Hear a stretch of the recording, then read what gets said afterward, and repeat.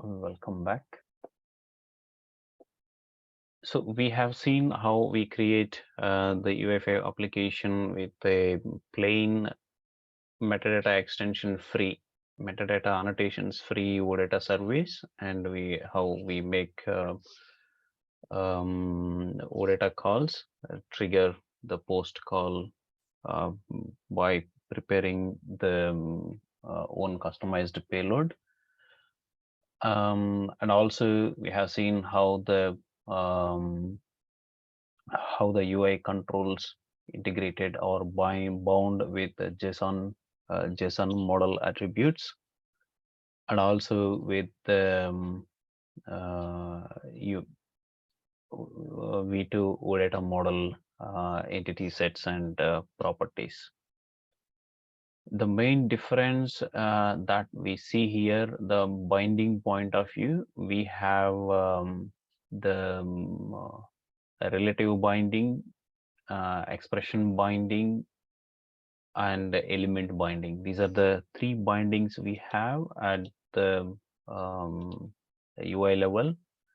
And if you see here in the create trip, in this create trip, we are binding to a property of the control, which is here in terms of the combo box. And we have specified the model. This local is not a V2 OData model, it is a JSON model. And after that, there is a greater than, and then the property from the JSON model. And here we have something relevant to this one. And this is the at the combo box level. If you see, we are having combination of bindings. So this property here is from is of the JSON model, and this one is of the V2 OData model. And items, whereas it is a plural by name itself. And whenever we see the plural and we think of binding it to an entity set. So this is the entity set name here, bound for the items, which is going to display the drop down for us using this entity set. And there is no model, if you see here, because our V2 OData model is set as a default model. And there will be a slash, and whenever we say slash, it's a it is the direct entity set aggregation binding, I would say. This is the aggregating entity set name. And here we have assigned some sorters. Whenever the data is coming onto the UI, it just triggers this sorting as well. So as we have implemented the code-based OData service, and we should ensure this sorting is enabled on this country name in the backend OData service implementation. And here, this is what is going to repeat for each of the line in this entity set in the name of core item. And this is the key which is going to be assigned to this from country of the JSON model once the user is selected. Okay, but this country is from this entity set, entity type properties. Okay, key is this one, and what is the text is going to be, and text is going to be the country name. Okay, so this is how it will display. And in the text, in the text property, if we want to include the country key as well, we can do that. We have a flexibility to include both country key and country name in the text field. So I can make a separation with an hyphen key. So if you go and test this one, we can see the drop down with uh, which will let me enter my credentials.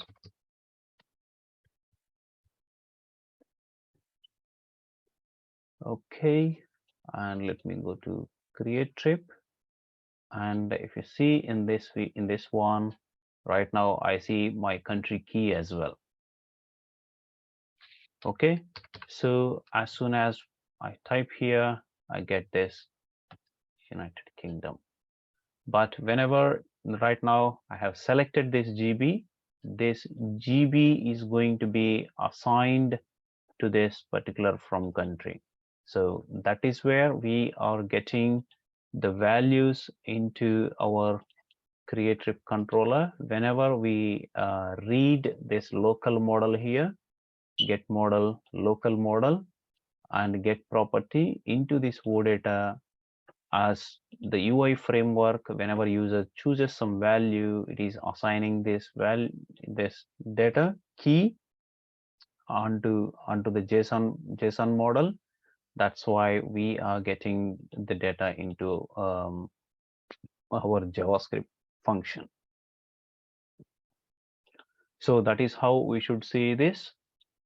And if you see, are there any input fields? Okay, there is no input field for us in this one, but instead we have the travel dates. So in this travel dates, it's a straight properties, date value, and second date value. So we know how we should look into this properties in the API documentation of UI5 demo kit.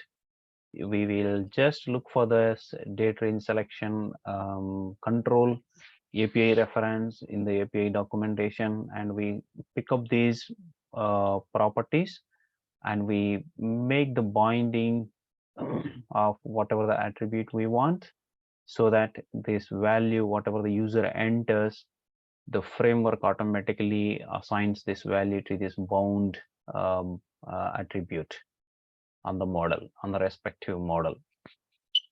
And if there are any events or actions available on that one, so we will be assigning this events handle change. If we want to perform something on this change event, whenever user changes particular thing on this one, so we will be assigning some code. For example, if some dates are restricted in between the user selection, then we will be using this functions to let the user know about uh, mm, his selection, date selection. So let me put something on this one. So here, if you see, I'm just going to set this one to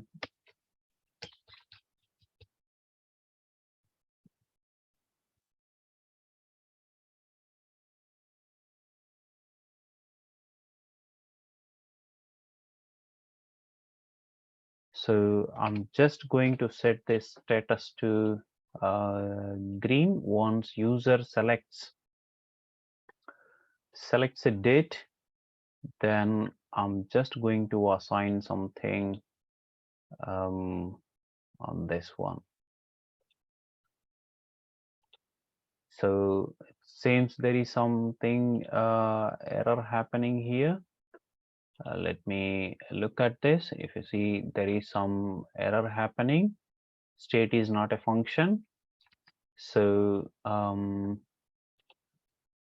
in these cases, whatever the functionality we are doing, and in those cases, we will be taking the help from UI5 demo kit. So let me go here and let me look something in this here. date range selector. Date range selection is the control that we are using at the moment.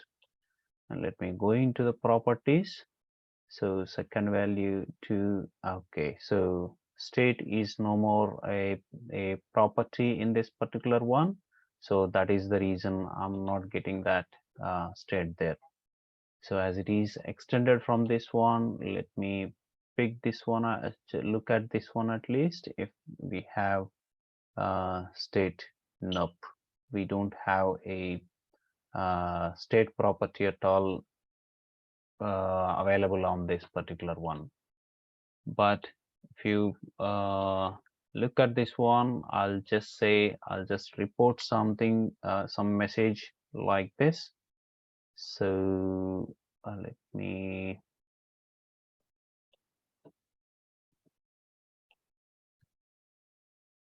not this one. Let me pick up this one to say the event has been triggered. So I'm going to show little message, date selected. So in this case, whenever we choose the date, automatically we get some message notification that saying date selected. So we have these kind of interactive events available for each of the control that we have. Okay, so for example, let me add one input field here.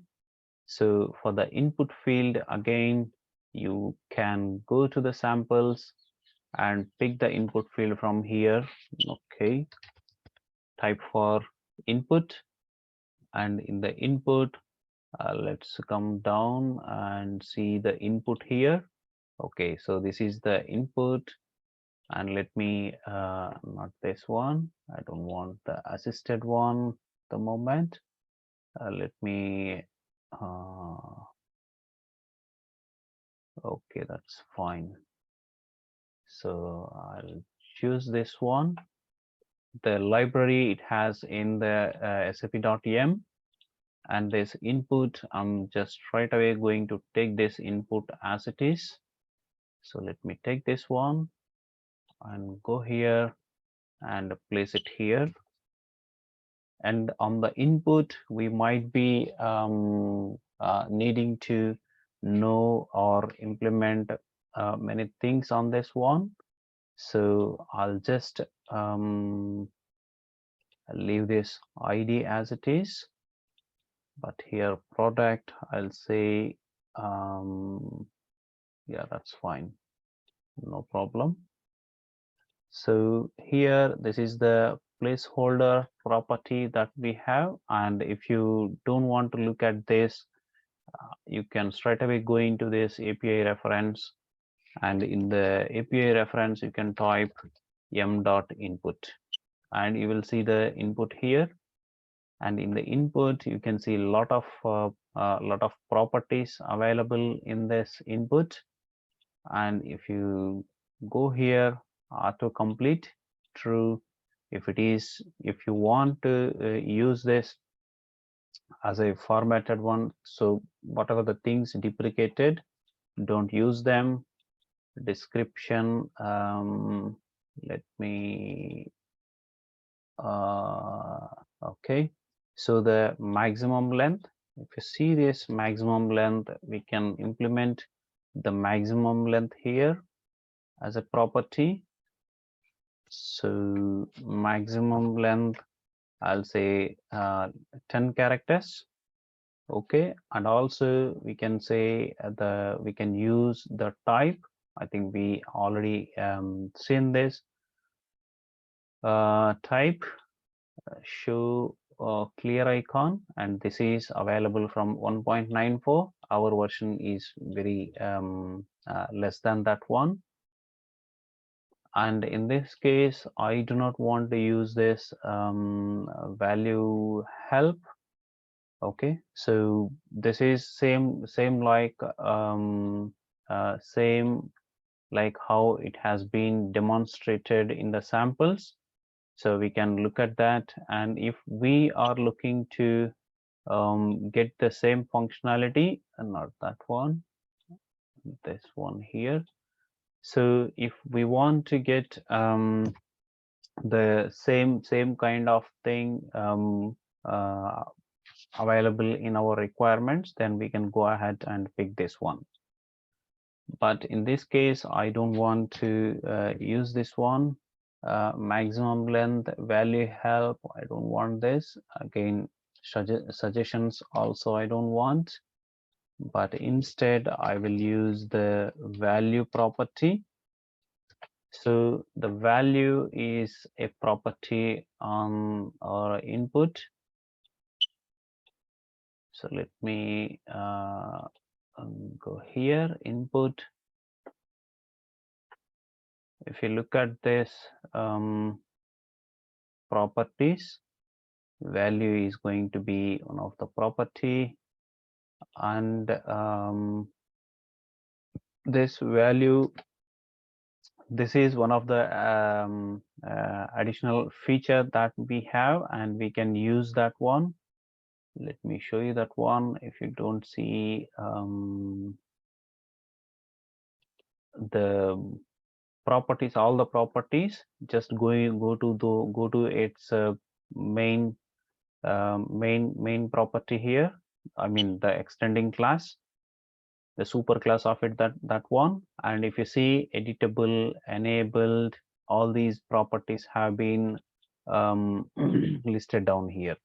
So these are all the base, and we might need to know very well, because these all we will be going to use. So let me say if I want to make this as a required field, let me copy this one and go here and make it true. So it is going to mark the field as mandatory. So if you go and refresh this one, so if you see, the product has been marked as mandatory here, but it doesn't mean it will validate automatically the required whatever we have applied the property, that just to show this sign as it is mandatory. And there are framework class libraries, JavaScript libraries, where if you give this form, or if you give this a view name, it's going to get all the mandatory marked controls, and then it will be validating like we have a class available in our BOPF. But apart from that, if you see, so it's not going to validate anything here. So now let's go ahead into this value, and in the value we will be making some binding here. So this is what the binding. So if I say this one product, for example, I'm just making it local binding. It's going to store the value whatever we give on this particular input field on that JSON model attribute. So if I keep typing like so, it's not going to allow me to enter any anything more than 10 characters. So that is because we have restricted that to have maximum length 10. Okay, so this is how we just go ahead and utilize our API. And one more thing I want to say here is value state. So this value state and value state text, these are the two important parameters. When we use this one value state, let me show you that one. and value state equals to, and what are the values? If you see here, there is a library constant values available here. If you click on this one, it will show you what are all the possible values it will allow. So by default, it's going to be none is the default value. And if you want it to be any other kind of information, what it is going to do is, let me show you that error, and it's going to highlight the input field with that kind of value state. So if you see here now, value state is error at the moment. Now as I am typing, okay, so typing, we expect this to be to become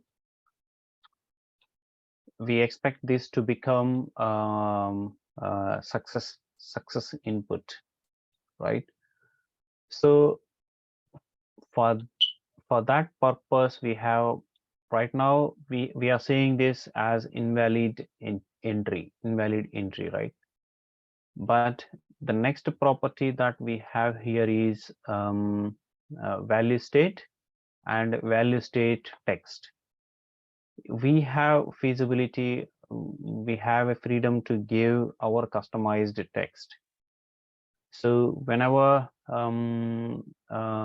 we want to display a specific message, we can use the value state text to say enter valid value. Okay, and this is not going to be the case always. We will not be having a fixed value, so we might be needing to display a random or dynamic message based on our validation criteria. For that, we have again events available on this input field. Those events, if you see events, let me say that change is one of the events, but a live, where is that? Live change, text direction, text alignment, and we are in input base. Let me go back to the input.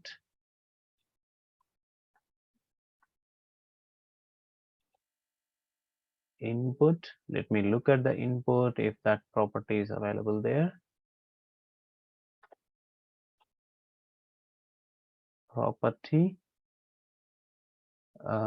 selected key, and go to the events. Perfect. So if you see here, there is a live change event. Okay, and this live change event, what it does, whenever let's go ahead and implement this one, equals to on live change, on product live change. So let me go here and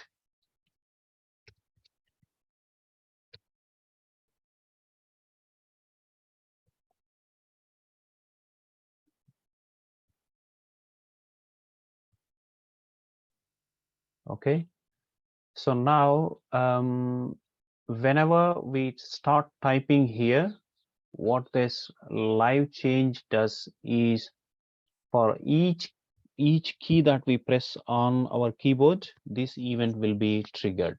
So if you read through clearly in your on the API documentation itself, fired when value of input changed by user interaction, each keystroke. For each and every keystroke, this event will be triggered. And similarly, we have rest of the events that are available. They have their own own milestones or own triggering points. when those particular events will be triggered. Whenever there is a suggestion, so if we enable the suggestion, then this will be triggered. So if there are any dependent properties, the description will clearly says that, okay, so this event will not trigger if your show suggestion is set to false. This will only trigger when this show suggestion property is set to true. Okay, so this is really very helpful, and we can easily crack if we look or look out these events or the conditions, how we need to implement them. So now if you go ahead and see, let me show this one, or go ahead and let me go into this inspect. Okay, so so I just typed something there, and we have our event triggered immediately on this one. So if you see here, let me clear this one, and in the event, what we can see, whatever the letter that we have pressed, the keystroke will be available here. So whatever the value that we have, so we have it available here. And now sometimes why do we need this live change event? Whenever user press something, sometimes we might need to convert the letters into uppercase, or sometimes in terms of email address and etc., we might need to convert them into lowercase. So in those cases, this is a perfectly suitable event. And also, whenever user starts typing something, then I need to remove this red box here. So that means the realization is that user entered something where it is a mandatory field, and now we shouldn't be showing this as a mandatory or error box to the user. So in those aspects, so let me type it again. So again, I have typed it, and I wanted to show you something here. And in this one, as we are working on the existing object, it's not going to give us the latest changes. Again, we will have to use O event here in the console. So if you press, now we will have the recent value that we have entered on the input. So in this case, if you see, we have parameters and source and etc. So what does this mean, parameters and source? So how we will be getting the data? So for example, user has pressed TR, but how do I get that in my JavaScript code? So whenever we see M, it's a value map actually. So M parameters, and there will be a equivalent method in this particular O event, whatever we are looking at the root. This is the JavaScript class or object functions object that has this own functions supporting. So if you go into O event dot, as we have the parameters, so whenever we type O event then dot, it will show us all the list of available functions that are possible in this particular one. So if you see, now I want to get the value here. So let me use get parameter function, not parameters, get parameter. And in the brackets, I will supply my parameter value. If you see now, I'm getting my value as TR here. So now I can copy this as I'm working here in this one. I can copy this one and I can go here. Okay, so I got the value. This is how I get the value. Let's post declare one thing, and yes, this is working fine. I got my value now. So now what I'm trying to do is I'm trying to set this back to my UI as a translated capital letter value. And if you see here,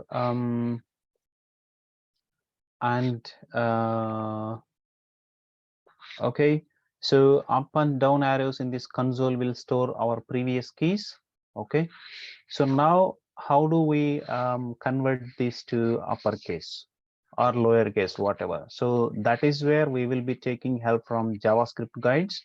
So as this is a value related to the function related to the string functions, we will be looking at the string functions on W3 schools in the JavaScript guide. So here we can say to uppercase. If you see here, there is a function available here. So I'll just say convert this to uppercase. So the JavaScript will help me to convert this to uppercase TR.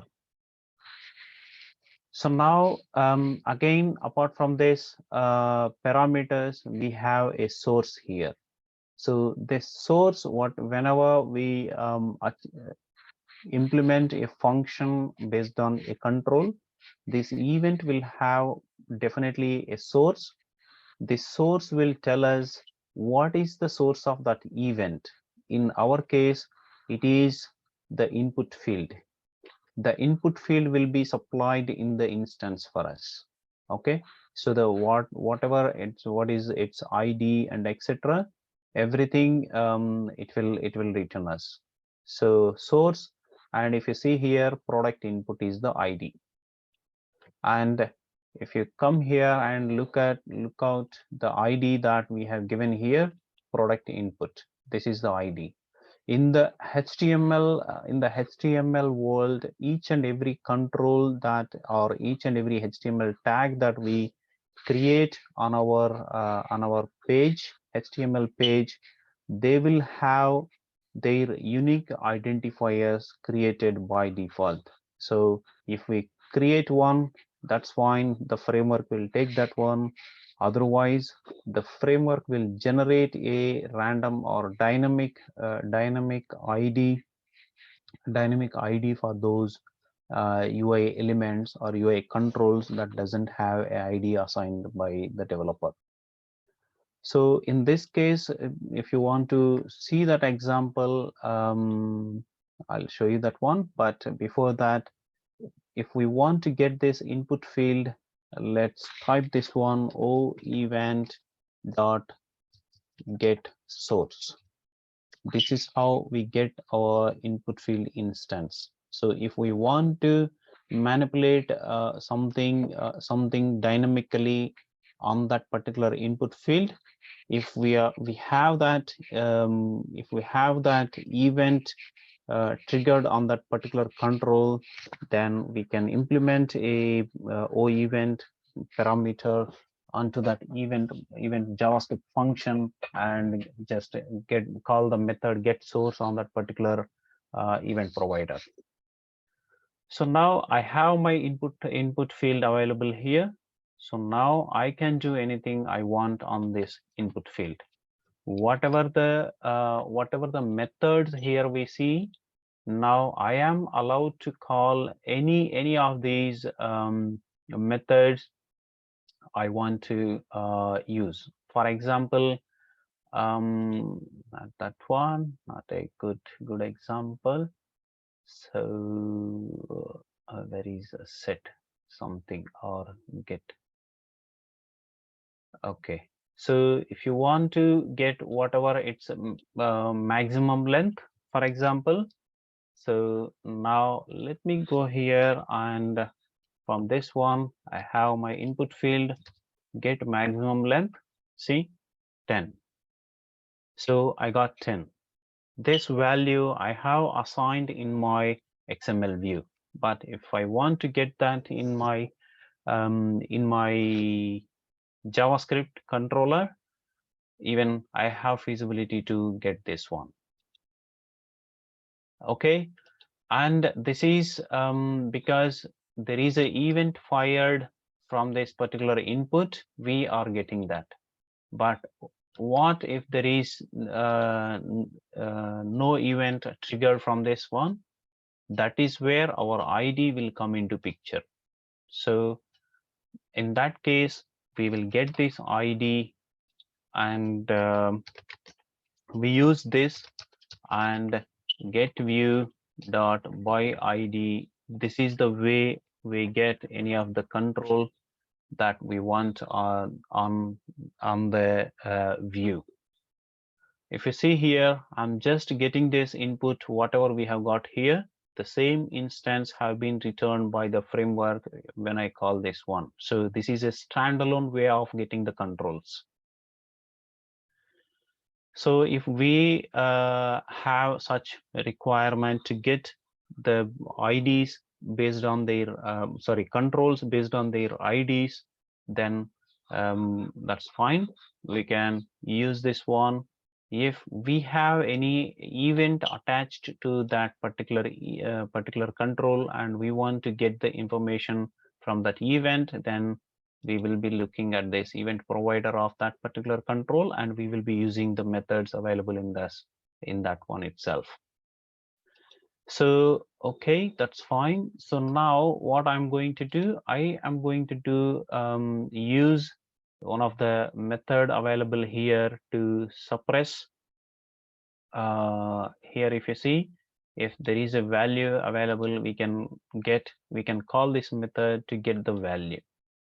Okay, and also set value is also available, and let me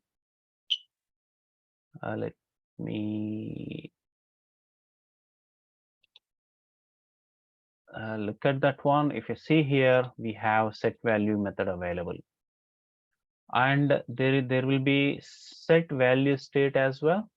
So set value state and set value state text. Set value state and set value state text. Both are the functions available. We can use both of them actually. So now let me go into my JavaScript file here. So now we know how to get the value and to convert into uppercase here. So and also how to get the input control instance as well. So let me, so now I have my input and I have my value. So now I'm going to call the method on this one, set value of dot to uppercase. So it will convert first to uppercase, and then it goes and sets the value to the input field. Okay, and also another method that I'm planning to use here is input dot set value state to success. Okay, and also another method, input dot value state text to blank.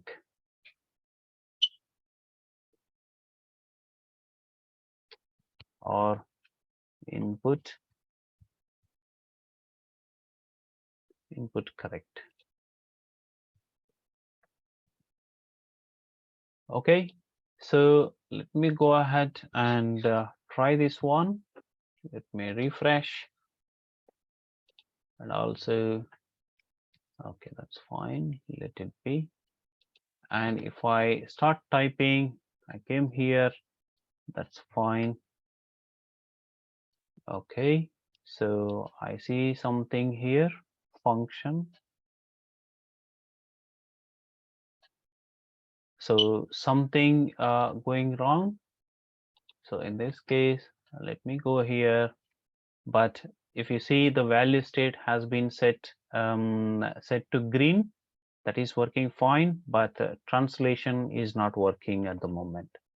So value is t and s value to upper. Okay, to uppercase is a function. I am not making it as a function here. So parentheses are missing after to uppercase. So let me do that one. Okay. So in this case, let me, yeah, uppercase. Perfect. So now here the value state when if the value equals to blank or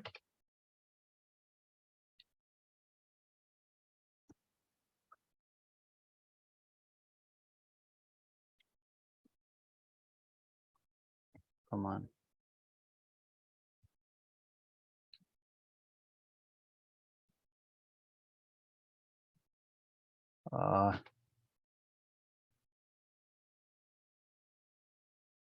Can you tell me?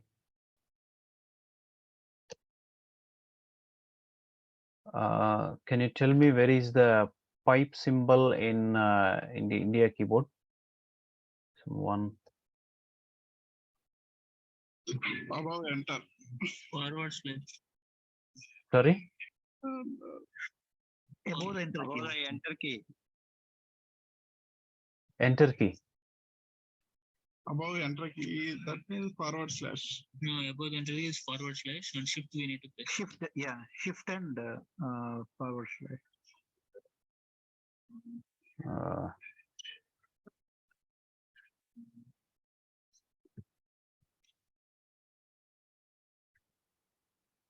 Nope.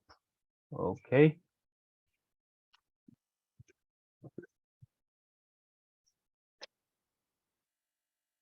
Okay. That's fine, I think. Omkar sent it, so you may copy it. Yeah, I can't copy it, unfortunately. Okay.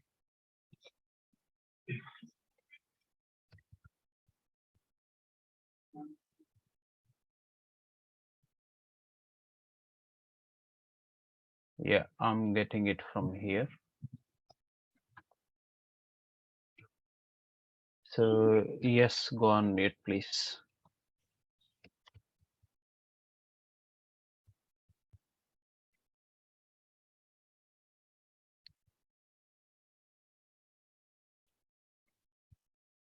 So we will be just checking this one.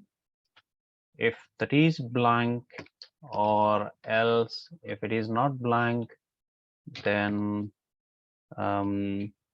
make this one success. Otherwise, again convert or change it back to the error. Okay. Again, enter valid value.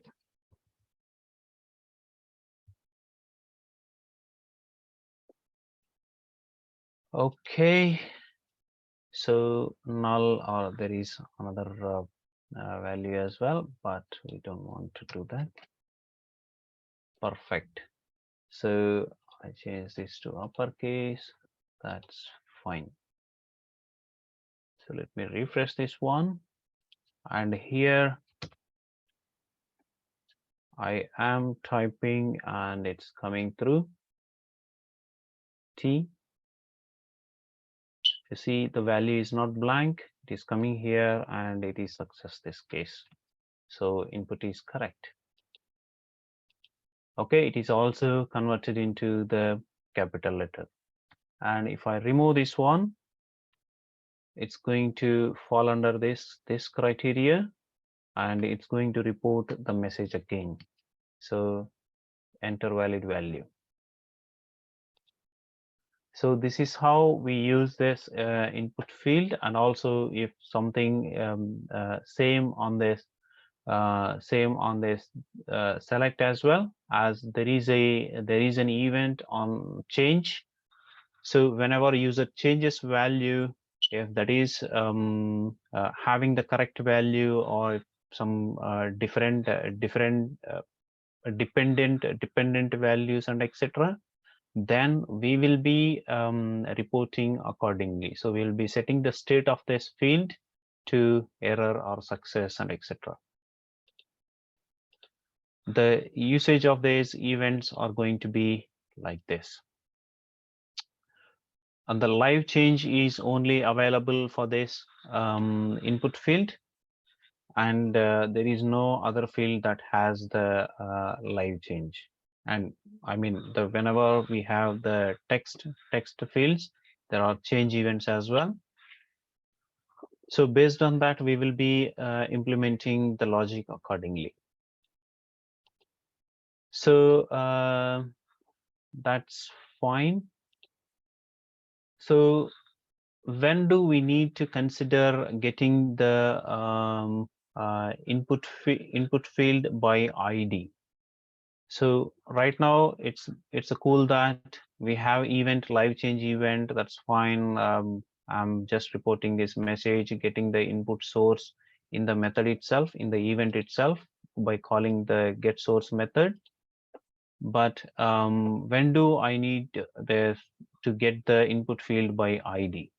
So for example, you are allowing the user to fill all this information, and finally you're asking user to submit the value, submit the form. So in this case, you haven't implemented any of the events on this drop downs or inputs, but instead you want to report these error boxes when user clicks on submit. So in this case, you will be needing to get the inputs or the drop downs by ID, like we have done. So this dot get view dot by ID, and you need to specify the ID, specific ID of that one, and you need to report the state, input field state, value state of that particular one.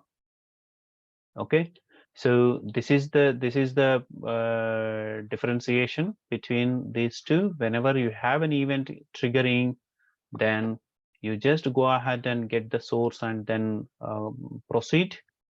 If you don't have any event, then you will need to have the ID of that one, and then you will be able to get the instance of that particular control, so that you can call all the methods that you have available in this one. So now we have seen the difference between events and methods as well. So events will be assigned at the property level.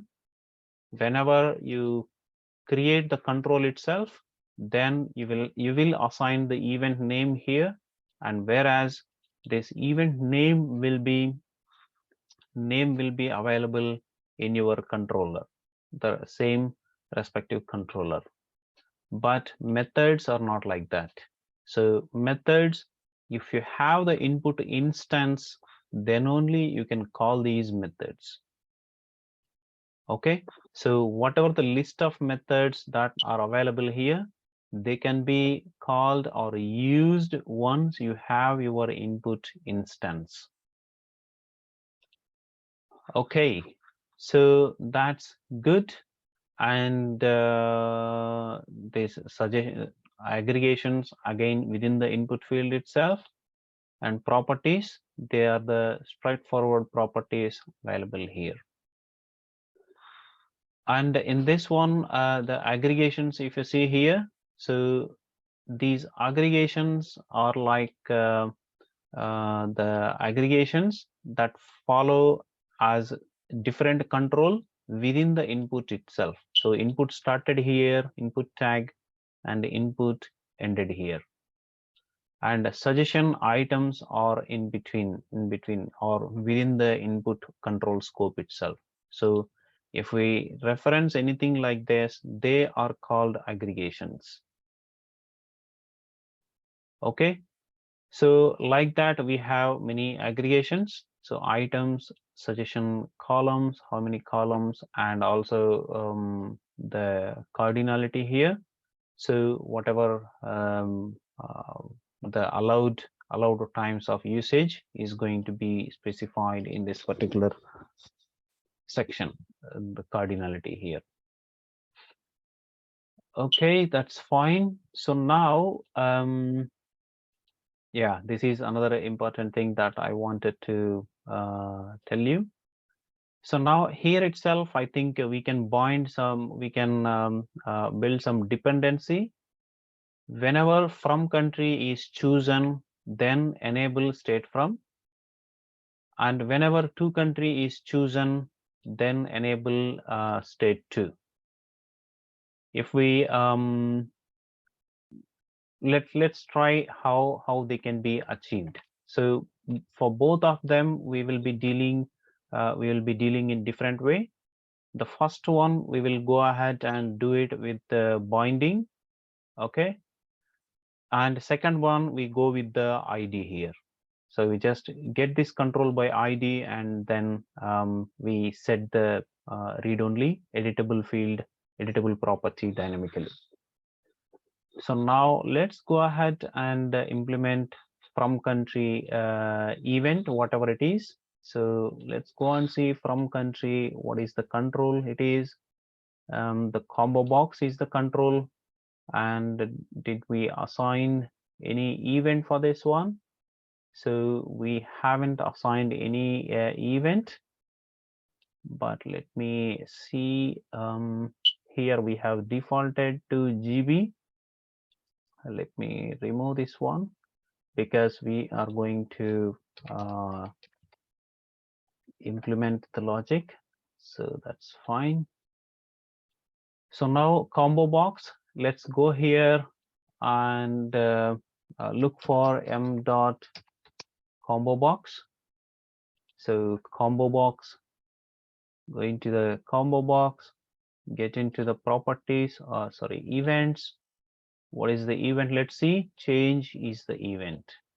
And there are two things here. So one is selection change and another one is change. This event fired when the value in the text input field is changed in the combination with one or following actions. So focus leaves, enter key is pressed, or an item in the list is selected.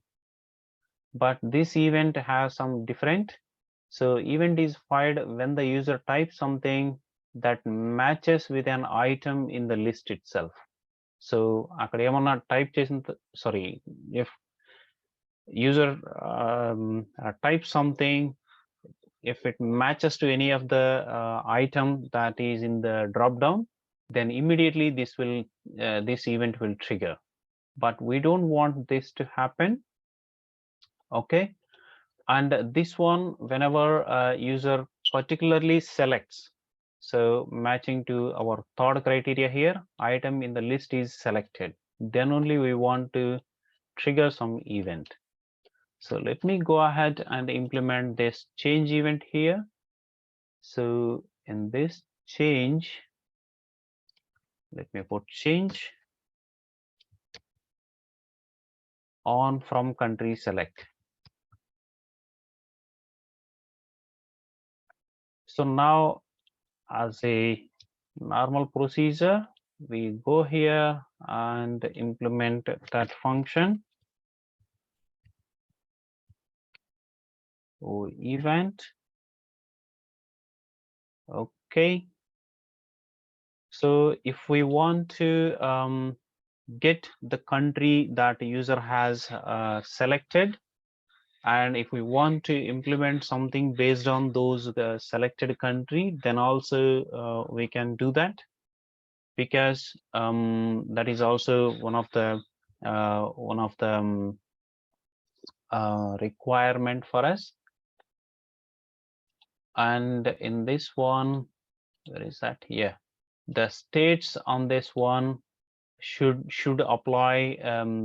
The states of this input field should be displayed with respect to the country that user has selected here, right?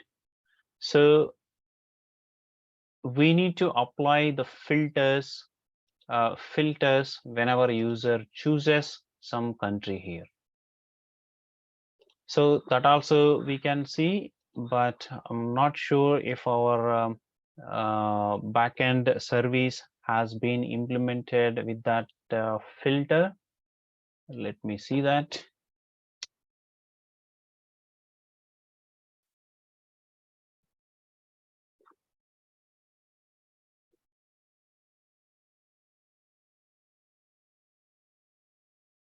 Yeah, that's okay.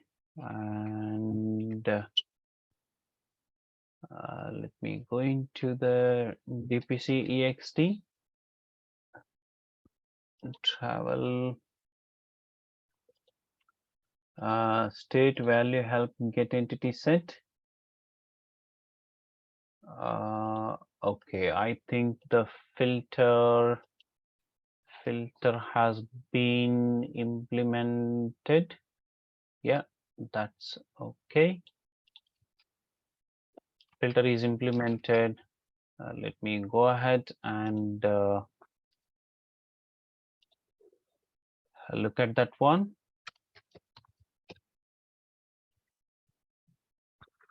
Okay, so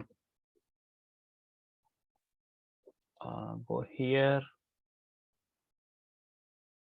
So this is the first step we will be doing, because we need to understand how we get this country key value and how we get this state from, and then we need to apply the filters. So to do that, let me go here, and also we need to have this change event assigned to the to country as well. Okay, so to country we are using the different control, that is select.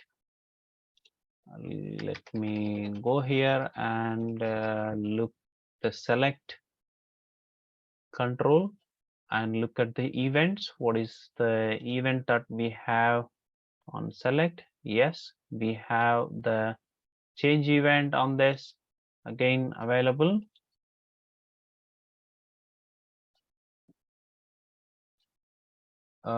Escape key is also pressed. Okay, that's fine. So change is enough for us at the moment. So change on to country select, and date range, that's fine. And here again it's a combo box, that's fine, no worries. But I would like to give an ID for this one. ID equals to ID, what is this one, from state. And also I would like to give an ID for this one as well. Okay, so let me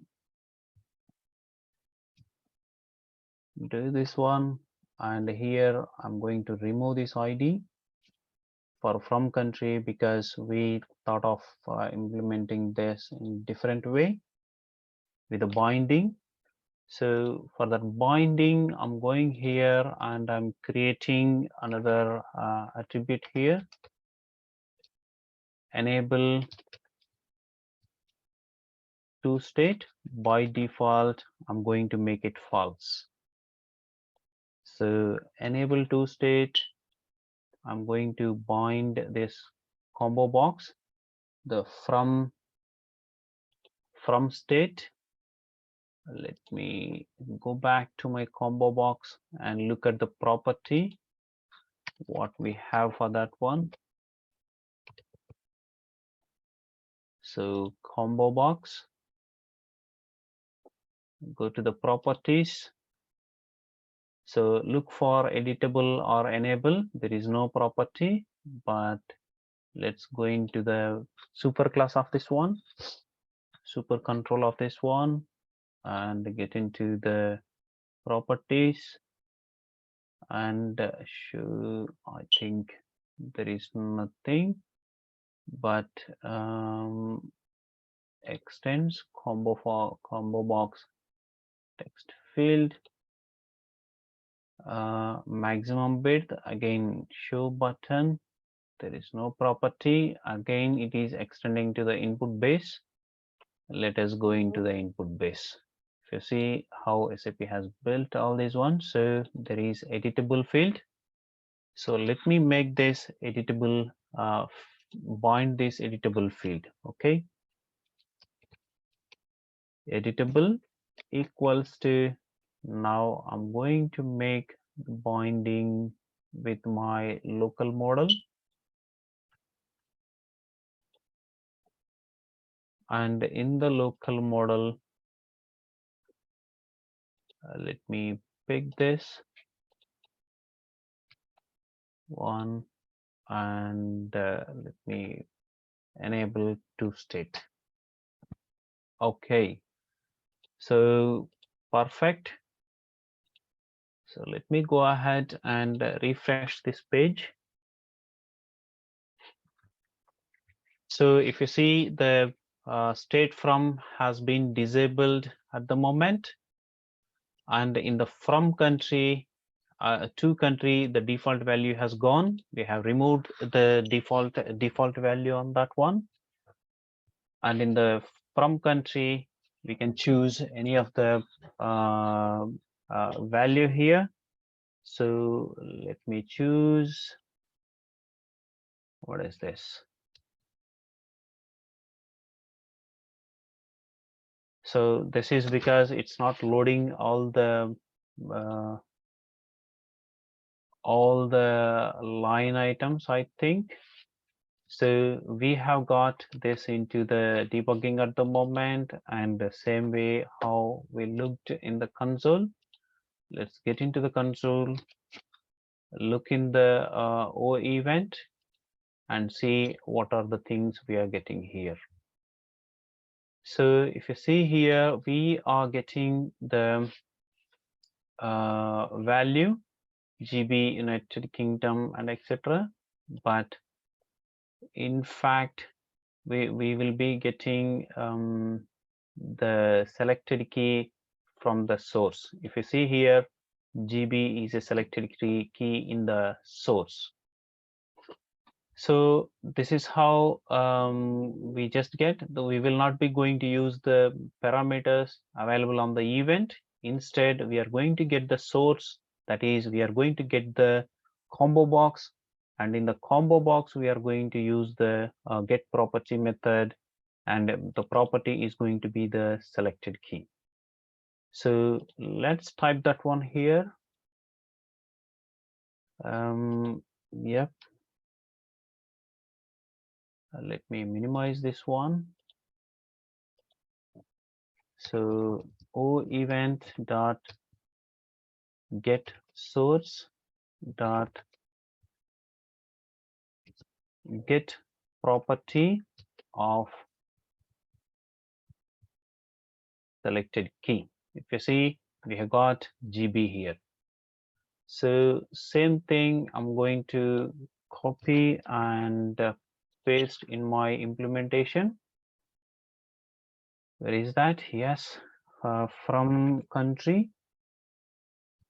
So this one I'm going to assign to one of the variable. Selected country equals to this one. So now whenever user selects some value here, irrespective of the value. Right now, we are not going to do anything based on the conditions. We are going to enable the from country field. So let me get this model, and I'm going to set the property of, what is that property for us?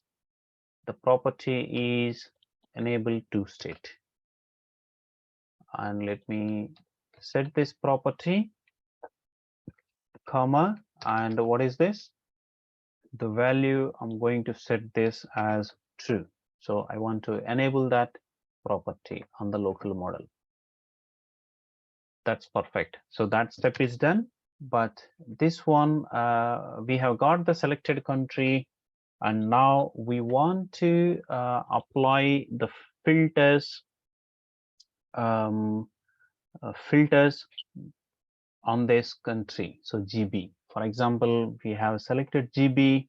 We wanted to see the states or the regions available in the GB country on the from state drop down box. So how do we do that? Let us first go ahead and see the enablement of the field. And in this case, we are going to select any of the country available in the drop down. Okay, again, we are into the drop. This one, perfect. The state from is enabled for us at the moment. Okay. And now similarly, we just go first look at this enable property. Let's go into the two country Java function that we have created. Where is that? It is going to be the select on two country select. So let us create a function here.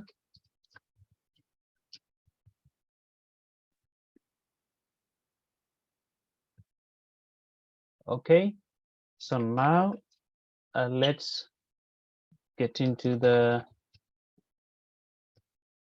debugger, refresh.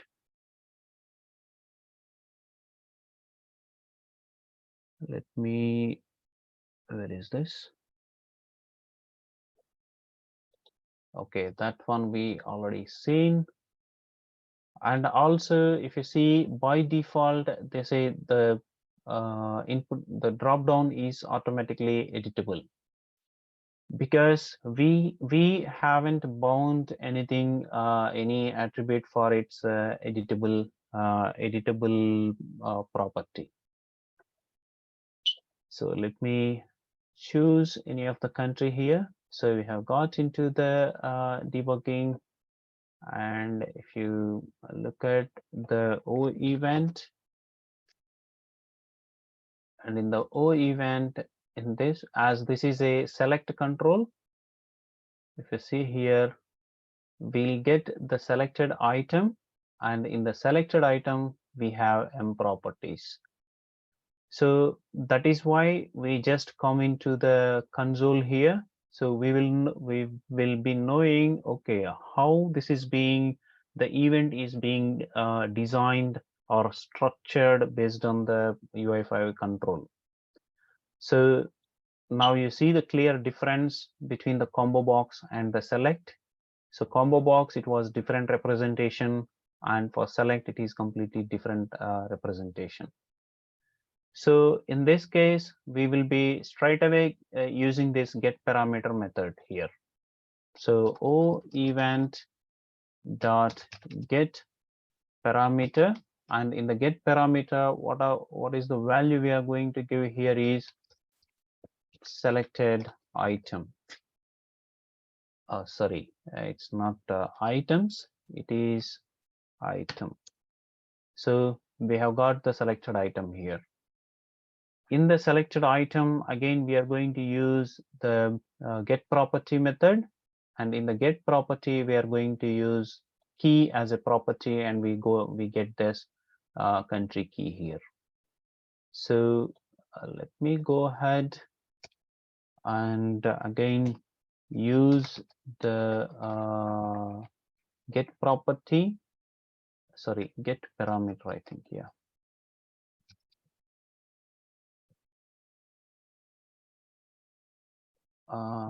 Get parameter, or what is that? Let me look at this one.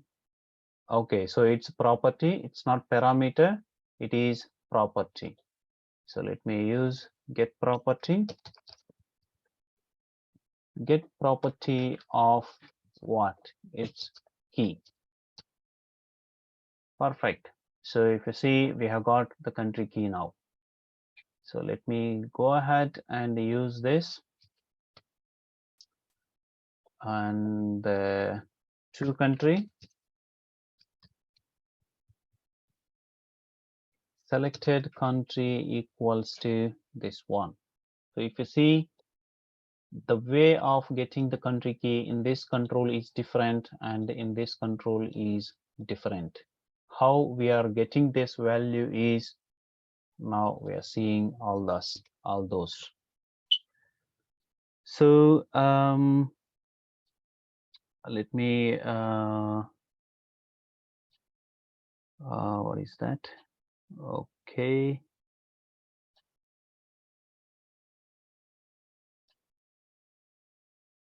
let me get this one.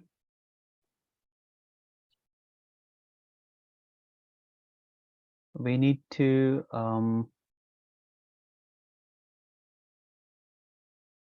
apply the filters, right? Okay, yeah, that's correct. So we need to apply these filters. Let me go ahead. Now we have the country key that we have selected by the user, and also we need to do one more thing, that by default we need to disable this input field, which is the drop down field state2. So let us go ahead and get the ID of the state2. If you see ID to state, let us go into the init method, and in the init dot by ID, and this is the way we get to country select. Let me name it to country input, and in this one we will have a method that set editable is false. So in the API reference, if you see the select,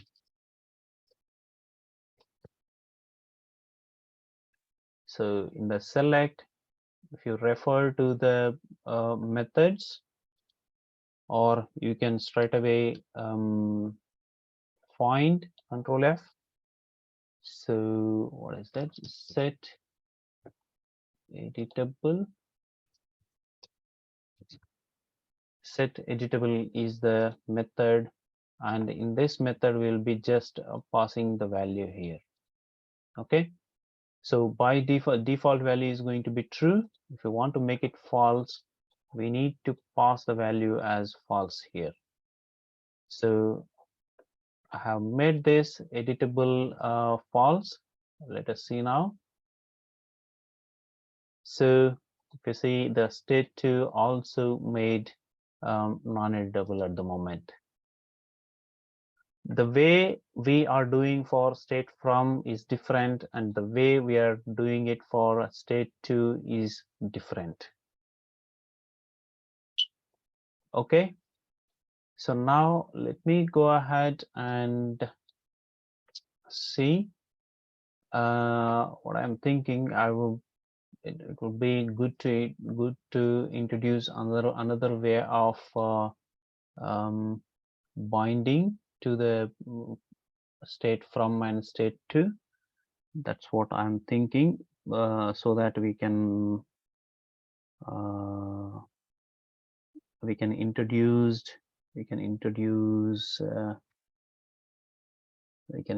some other way. Okay, that's fine. For state to state, we will just try doing it in different way. So for state value help on this one, I'm going to change the approach. I am going to create another property here.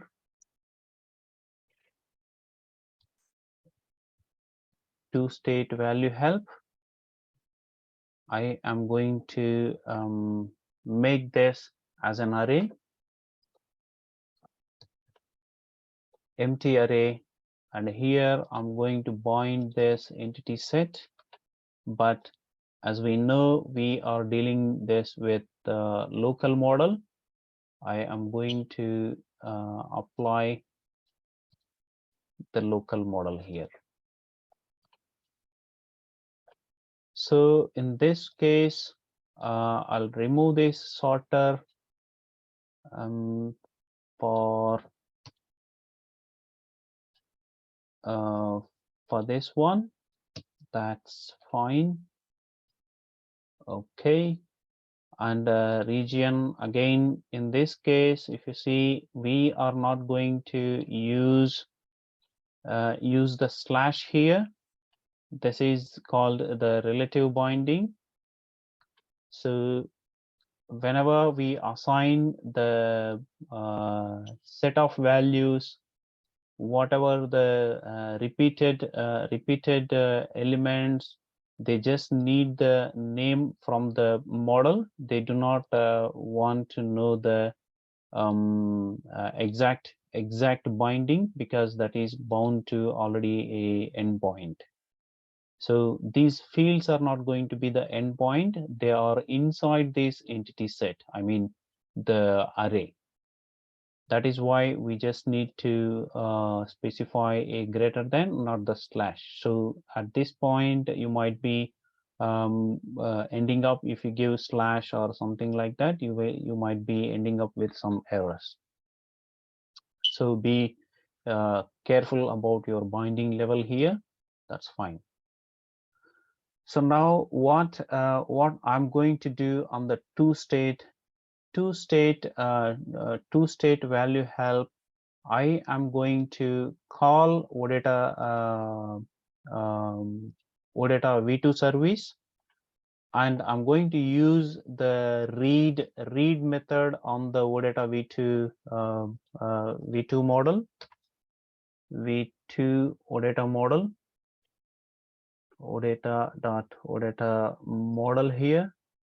And in this one, whereas it will trigger the get entity set for us. So the method I would say is read.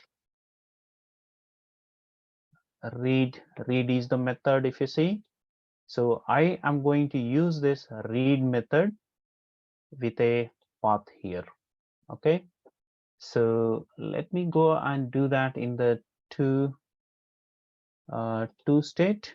And don't forget that we have disabled the to state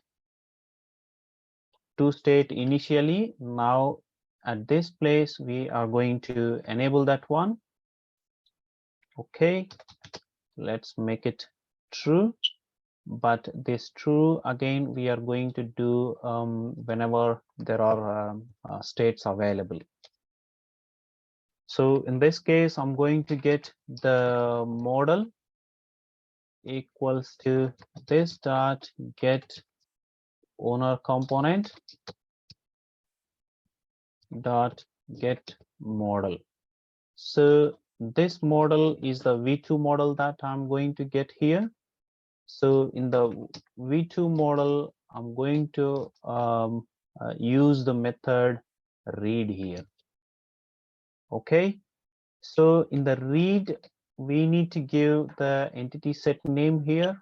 So let us go ahead and get our entity set name, which is the path I think we have it in the web ID itself. So let me go here, country value help and state value help. This is the entity set name. Let me go here, entity set name. That's fine. And in the API reference, if you go and look, there are parameters. So we have given the mandatory path and optional parameters. Here again, we have sorters, filters, and etc. If you see, if we want this to be filtered based on certain value or sorted with a certain value, we will be using these parameters.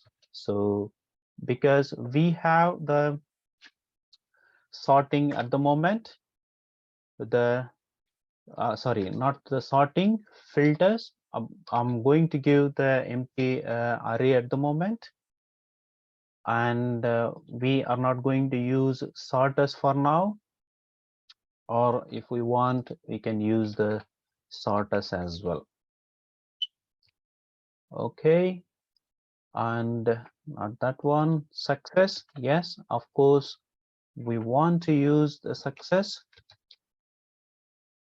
function, and if you see the response, how it is going to be, the OData parameter is going to be available in this one, whereas the reads, if the read request is success, there will be data for us available. So function OData, and this is going to be the function, and error. So there will be error available in this one. So here the error, you know, that the state read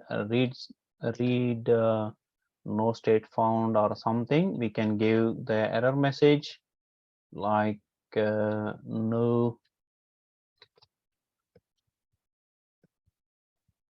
states found.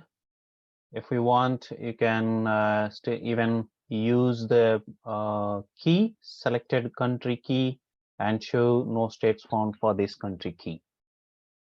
But on success, this is where we are going to play some magic.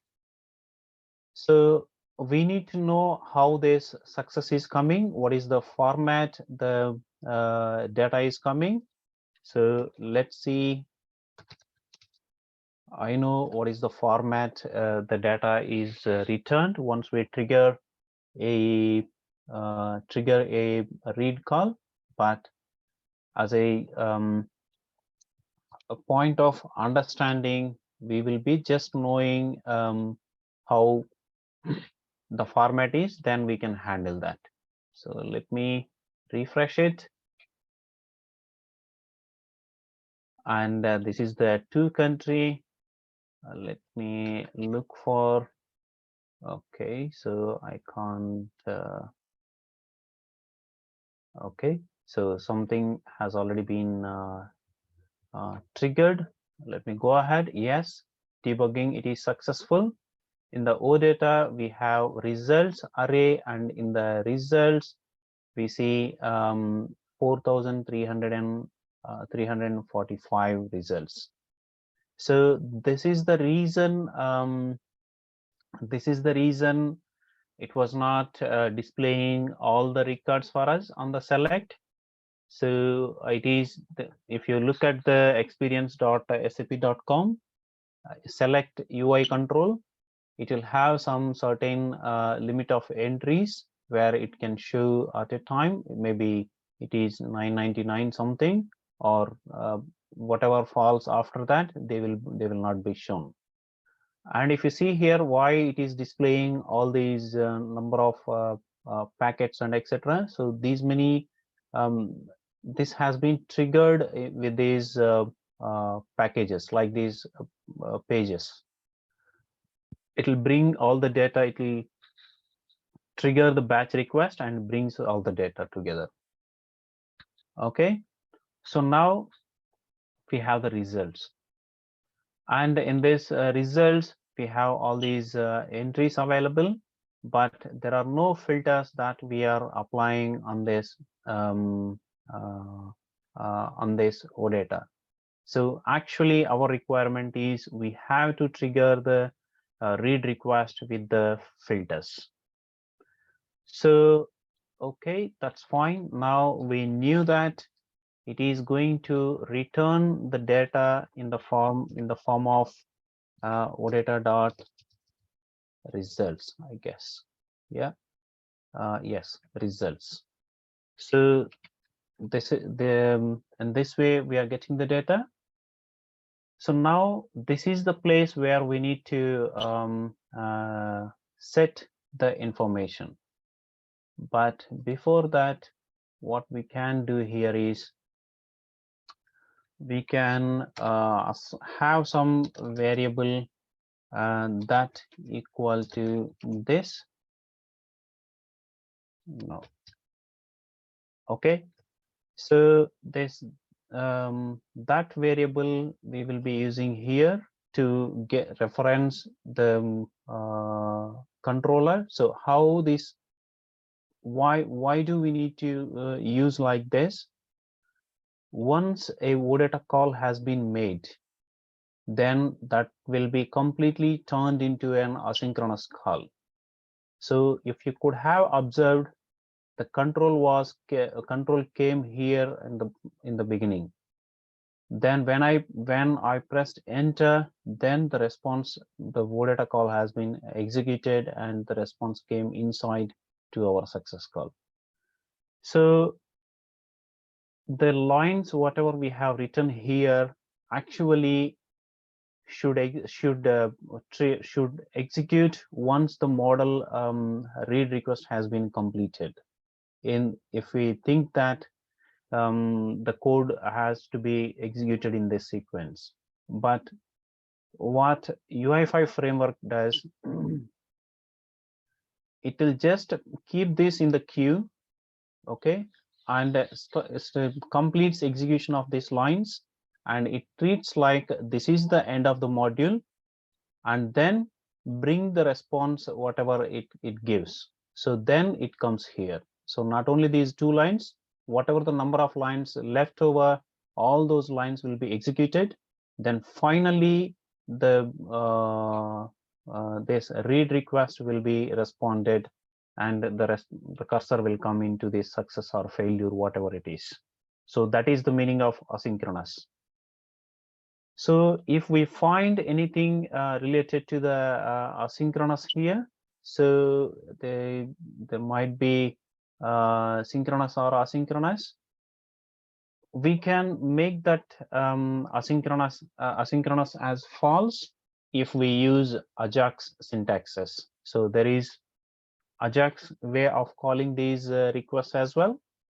So if we make Ajax relevant calls, we will have an option to influence to convert this as a synchronous call. So until unless this request is executed, and these lines will not be executed in that case. So once this is finished, then only these lines will be executed.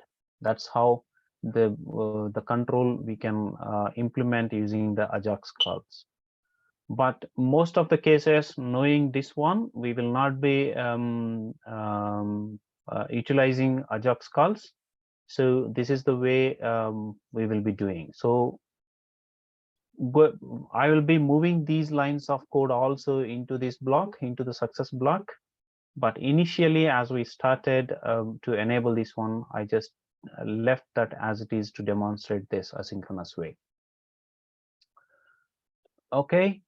So now this in that asynchronous way, how the framework will not have control to store all these variables, whatever we have declared, but it can hold the instance of that. That is the keyword is used to store the controller instance, and that will still be visible within this asynchronous call response functions. So again, from there, we can take a deviation that, okay, that's fine. What I'm going to do, that dot set state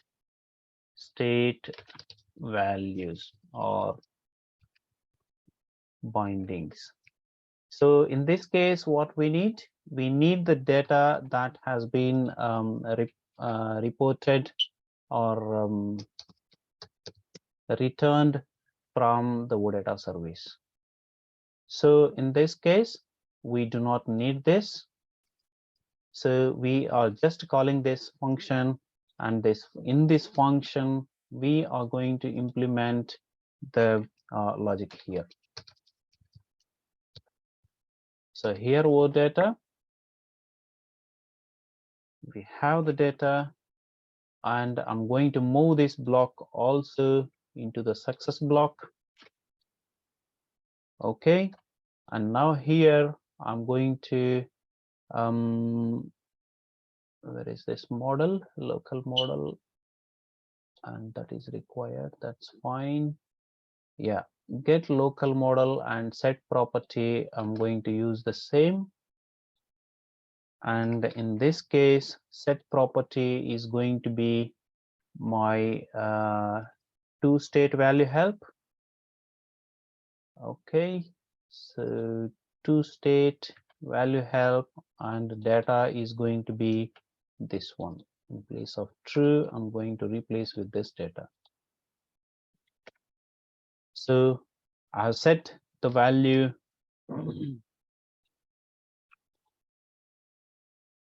Now I performed the read operation on our OData service, and I got some response, and I have taken that response and I'm binding to the local model to state value help property, and the same property has been bound to my combo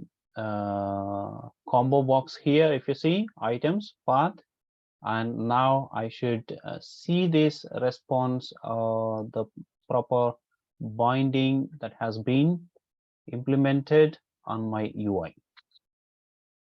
So let me refresh this one, and let me choose any of the country here. So if you see, I got my debugging into this method.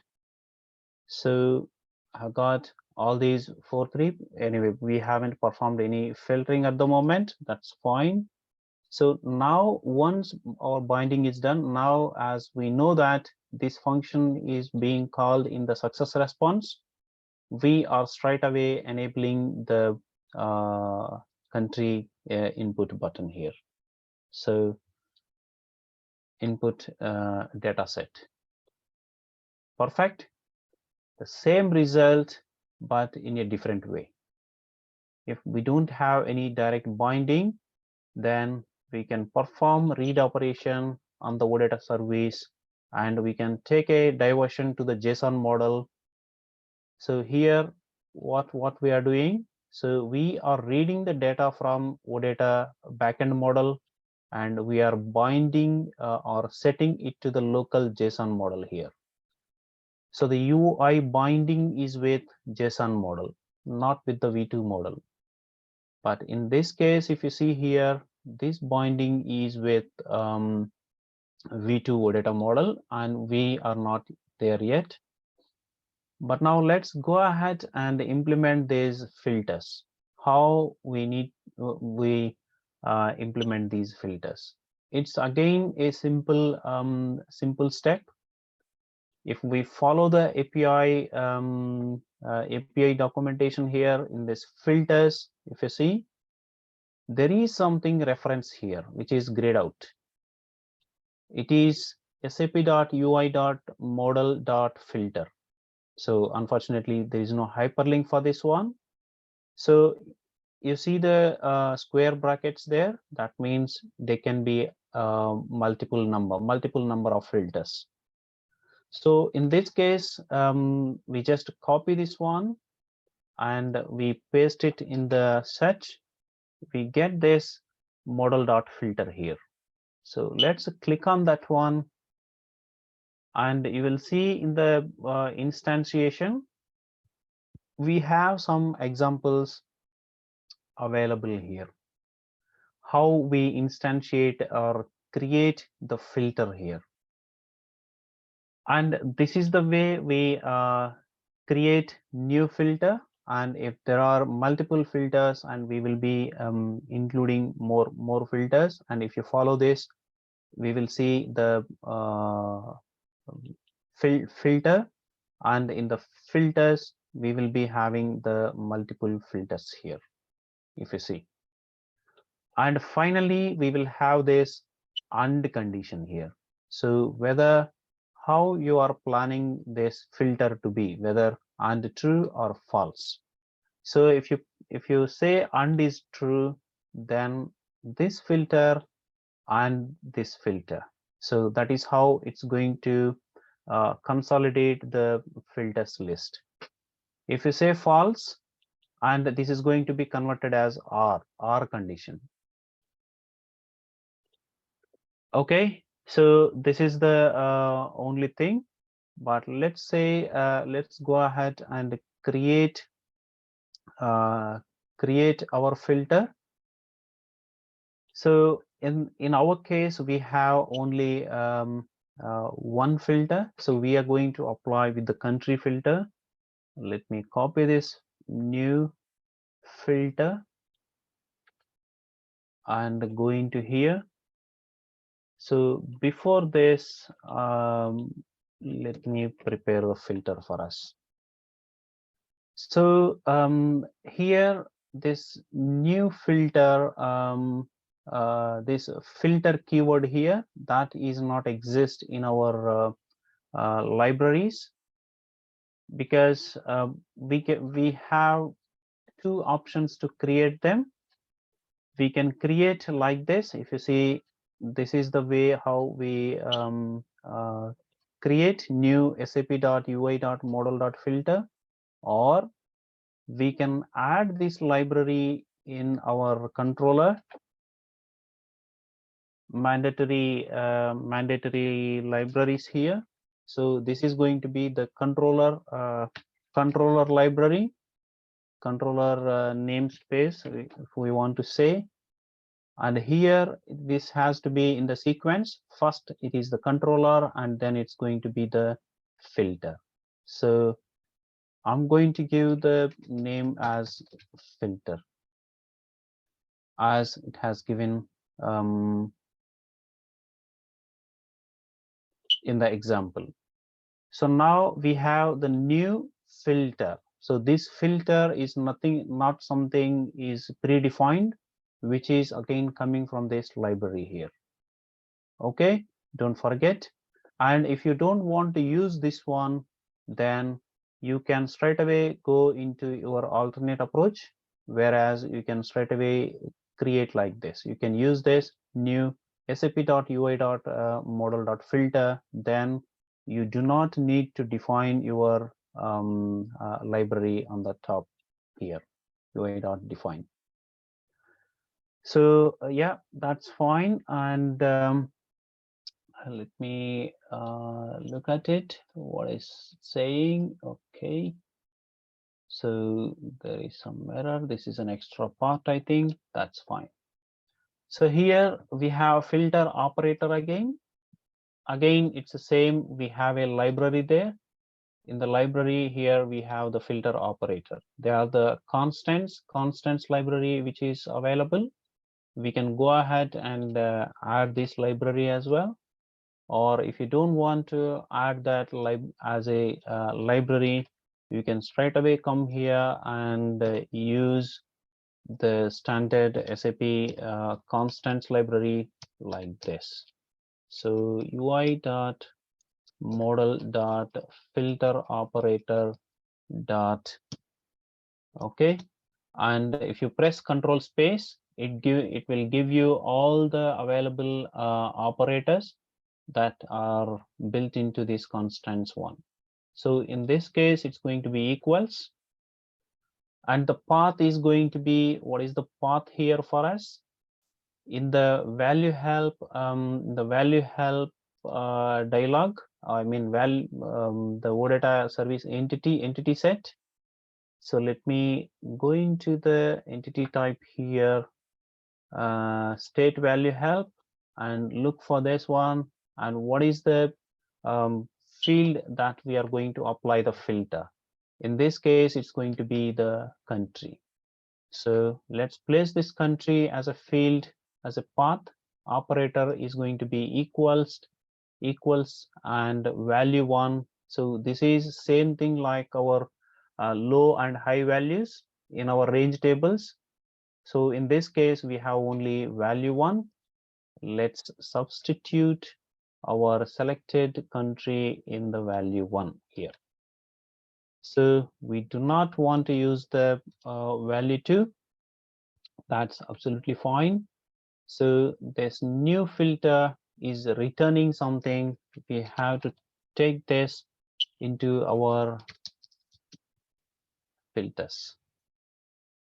So let me copy this filters, and in this filters, let me substitute this one. Perfect. So now we have implemented the filter as well. So let me go into here and refresh our page. If you want to see how it's going to be in our read call here, let's put a breakpoint and let's select something here. What is that? Anything is fine. So right now the call is going to the backend. Let's wait for this one or any errors.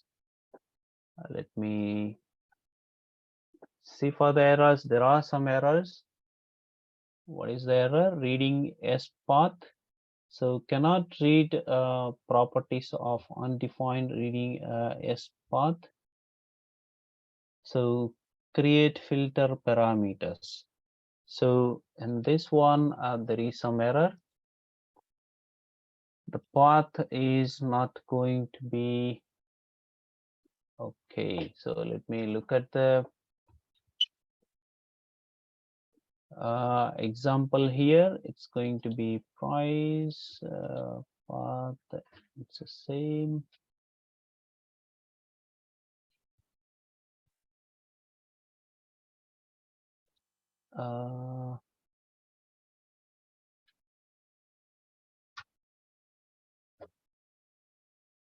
Yeah, it is correct. Let me look at this one. Go to sources, and I need to understand how this filter is being prepared.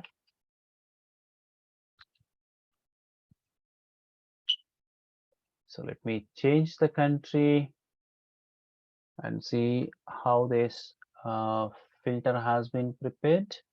Okay, so if you see, it has not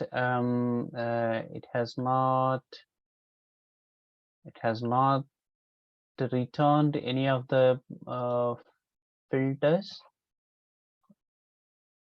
Okay, so we don't want this to be considered like this, because we want an array to be passed on to these EA filters. But in this case, if you see, this is not an array here.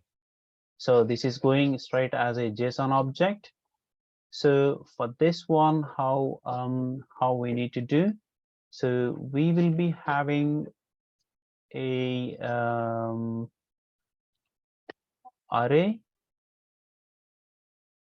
here, an empty array, and to the empty array we will be just pushing this. So dot push of this one, we can do like this, or if you want to take this filter into any of the object, and then we can push, we can even do the push. That's absolutely fine. Okay, let me execute this one, refresh. So come on. Okay, so we have got this into our backend. That's fine. So let me choose one of it. And this time, if you see, we have an array here. So in the array, we have this filter, okay, with path and everything. So now we are going to see some success, I guess. Let me execute this one. Perfect. So we have got our call into the backend. Let's see the locals, and in the order 0 and the filter string, if you see, we have got a filter string and IT select options as well, country, and the fields values, whatever we have given there. So it's absolutely fine. So now let's execute this one as well, and we have got the success here. So immediately wherever the responses are coming, going, and calls are going and responses are coming, the sequence also we can easily understand from this one. Okay, so now let me execute this one, and now I hope we have got only the filtered values of these states. Perfect. So we have got only the limited list of states that belongs to the country that we have chosen as a to country. Okay, so now this is one way of filtering, and another way that we have on the from country, from state from is we still having binding with the state value help, right, from the v2 OData service. Now we try to apply this filter based on the from country selection. So let me go ahead here. Where is this one? Yeah. So to do that, where is the ID of this one? Not this one. Okay, yeah. So let me give an ID to that one as well. I think my imagination was wrong that time. So from state. Okay, so we will use this ID to get this combo box dynamically, and dynamically we get the what is the binding path of this one, and we will be applying filter options there, filter operations there. So let's go ahead here, and where is this one? That's fine. So this is the from country here, and in the from country we are going to apply the filters on control level here. So here how we are going to get is variable o state to input, sorry, state from input equal to this dot get view dot by ID of this one. So we have got the ID of this one, and let me move this debugger to the first, and now let's go into our way of analysis. So from country again has triggered the breakpoint. That's okay. We might need this one later. So now I'm going to apply or select this country, So now I expect my control to be coming through. Yes. So we have the debugging here. So we have got our state from input here. So let me go into console and let me have a look on the state from. So from this state from control, we will be getting the binding of the aggregation. If you see here, binding informations, we have the binding state value help available here, items. Okay, so we will be getting the binding of this one, and from there we will be applying the filters on this binding itself. So let's try to do how we implement that one. So here we have this one, and what is this? Get binding of items. Sorry, items. Perfect. So if you see here, we have got the binding of the items. Whatever the binding we have made, we got the binding in the runtime here. So here we will, as it is a v2 OData model, we have if we have mentioned any sorters etc. there in our design time, they all will be also coming through on this one. That's fine. So on this one, if you see, a sorters and a filters are available here. So right now filters are blank, but we have a sorters one entry. What is that? Region name. So this region name is coming because we have mentioned a sorter on our design time here. So if you see, region name is the sorter we have mentioned. So now we are going to implement some dynamic filters that we are going to assign onto these EA filters.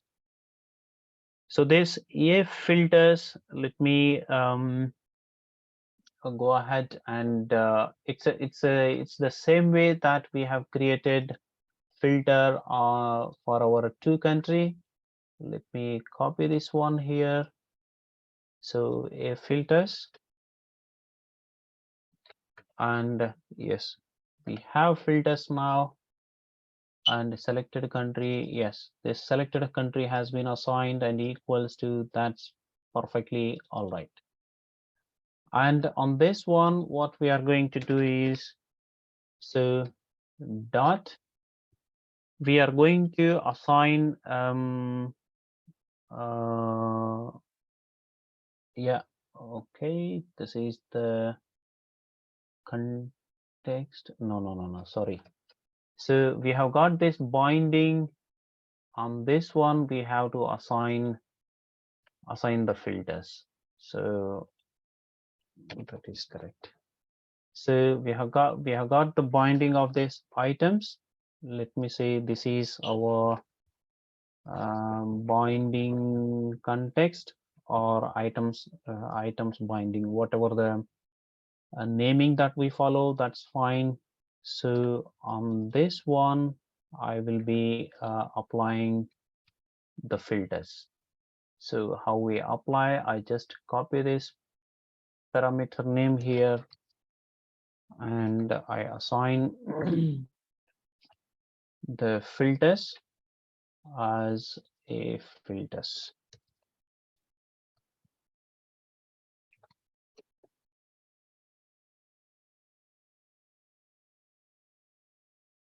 Okay, so I think that's it. Let me go ahead and check. Let me refresh this. And now, okay, the debugging. So let me choose of the country. Let's go ahead. So here we have that input, and also we have the filters in an array. And now we are going to get the binding context of the items. And on the items, we are going to apply the filters here.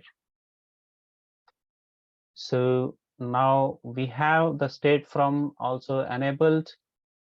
And if you look, I think filters are not applied, I guess. So the filters are not applied. Maybe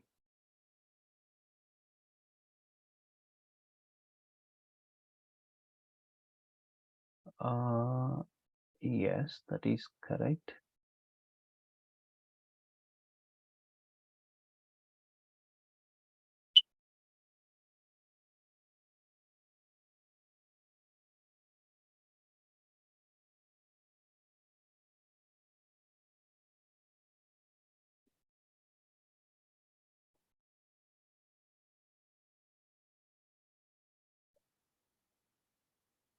No, it's correct.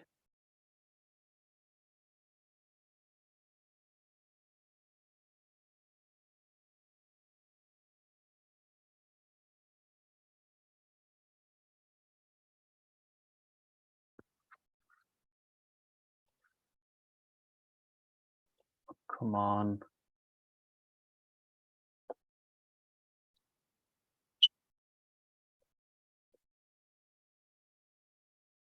Let me go to this one and look for the combo box. That is the combo box. Let me see if I have any other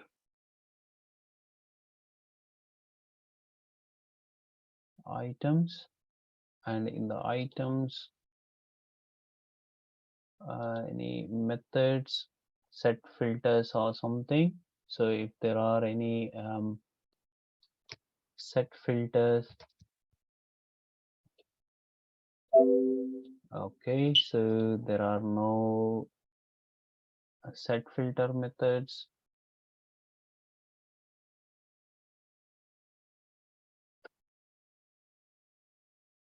For item.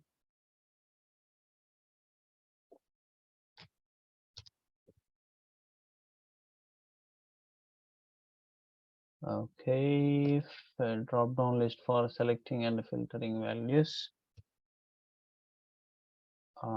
Filter secondary values. So indicates whether the filter should check in both the text and additional text properties. Okay,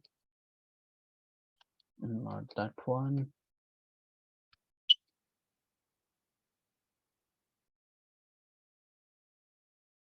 Set filter function.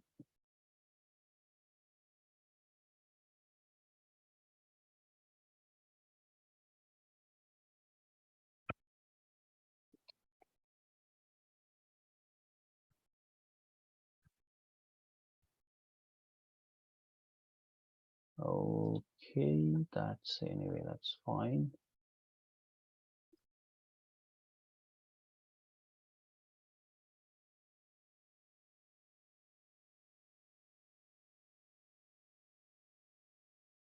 Okay, so again, this will be going to the combo box base and etc. That's anyway fine.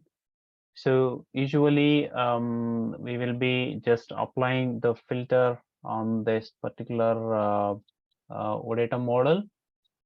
It should automatically filter the values for us. For some reason, it's not doing here.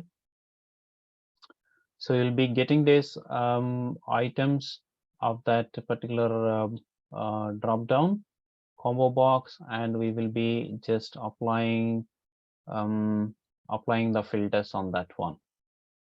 Okay, so we just assign these filters That's it. So it has to go back and filter that, but for some reason it's not doing it. Okay, so that is fine. So now if you see, we have seen the multiple ways of binding and multiple ways of uh, uh, filters as well. And same way, all the sorters will be applied on the controls that we wish to do so. Okay. So now we have left with the formatter. Formatter is the one which we should know in terms of how we use the values as parameters, and we decide things dynamically. So I'm closing this off and I'm going to create a new application for that. New project. Let me create new project from template. Let me choose again a freestyle application. That's fine.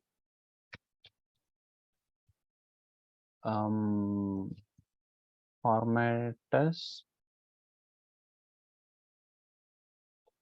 So it's going to be the main view.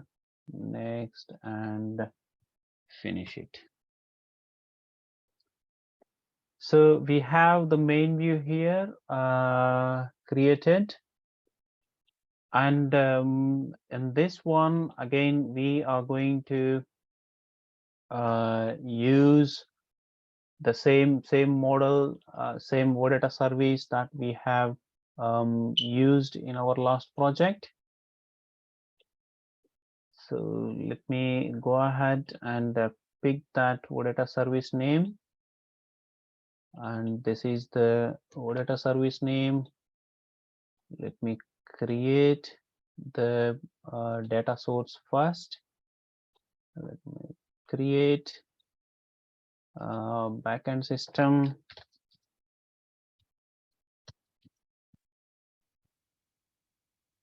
and paste it. Go ahead and finish it. So I'm going to model, and I'm going to create a model, default model based on the OData service that we have added. And now that's perfect. So I have added my model into the project. Now I'm going to API reference or samples. So here I would like to pick up object list item. So, or if you want to look at the any of the list, then you can type list, and you can see the different types of lists will be displayed: action list item, column list item, custom list item, display list item, feed list item, grid list item. Each one will be having a different style of representation.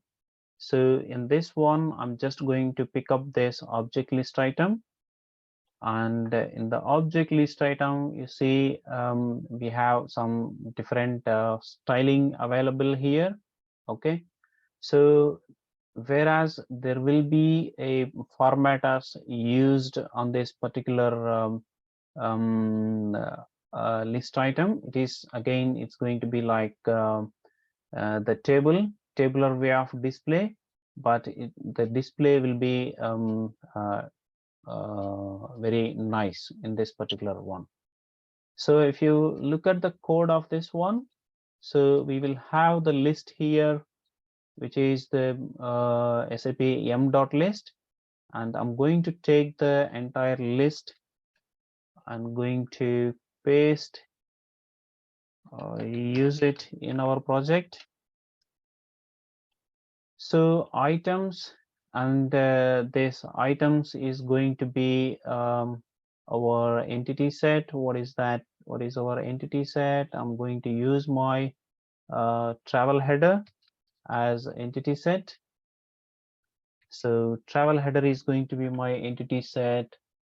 Header is going to be the trips, and title, and we will see what this title is going to be in the samples. If you see, this is what is going to be the title. Notebook basic 15 is going to be the title. Okay, so in this case, let me go ahead and put our from country -to country as our title, or trip number maybe. Let me go ahead and use my properties here, and trip ID. I would like to put my trip ID as my title, type active on list item press. So if you want to do something on our list item selection here, whenever user clicks on this particular one, we need to display something here. Okay, and number, and this is what the number is going to be. Right side 956, whatever you see there, that is what the number, and the EUR is going to be the number status here. So everything about this object list item is described in experience.sap.com anyway, how it looks like and etc. So here if you see parts, path, price, and path, currency code, and this is what this is how it is going to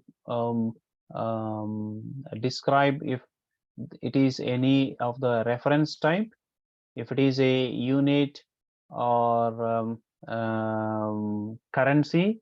Then even if it is a input field, we will be specifying these parts and format options as well. Show measures false. Okay, so if we do that, it's going to display 956 as a currency with the decimal places. Okay, and number unit, if you see, this is the currency code. So currency code available here. So let us correlate to our trip planner here. We don't have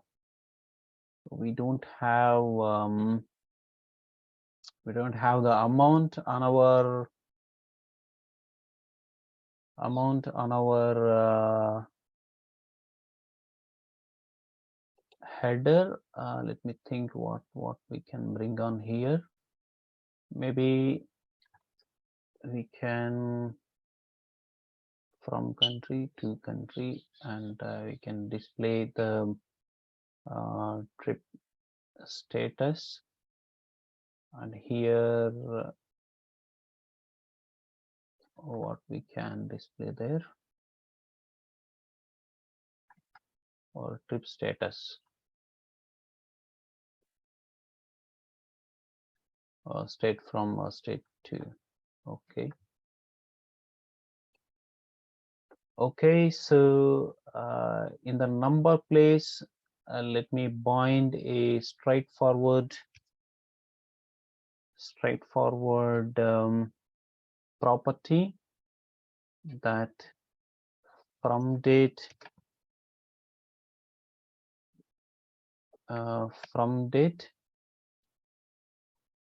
for example. And also if you want to specify from, I think it should work, from this date to, oh come on,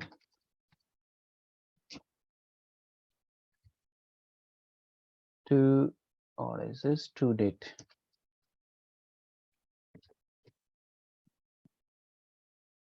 Okay, and number unit in this place, what we are going to do is we are just say we will just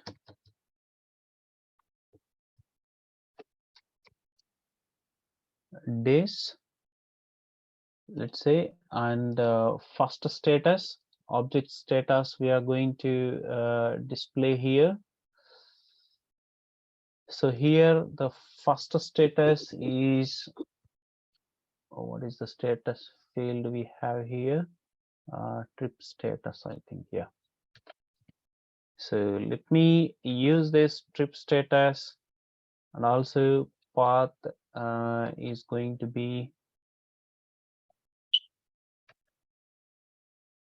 trip status, and even in this text, okay, that's fine. So let me formatter, and in this formatter it's going to be, nope, format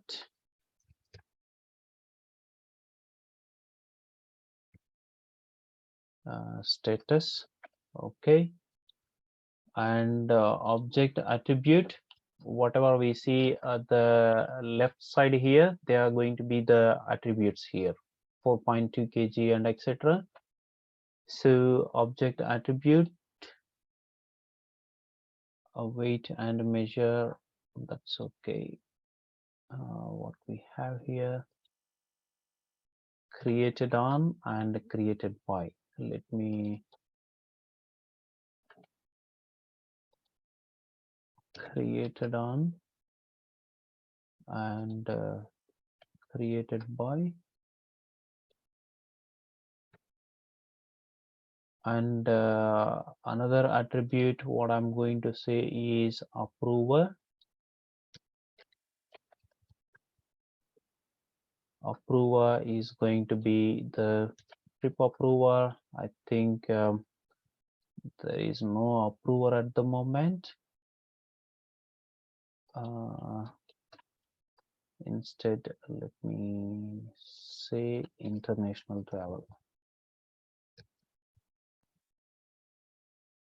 International travel. So if you see whatever the binding is going in the curly braces, so the free text, they are going to be the normal inside the double quotes itself. That's okay. Let me save this one and execute this one.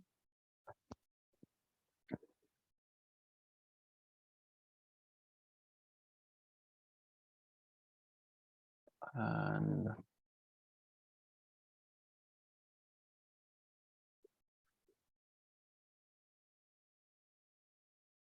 what is happening there?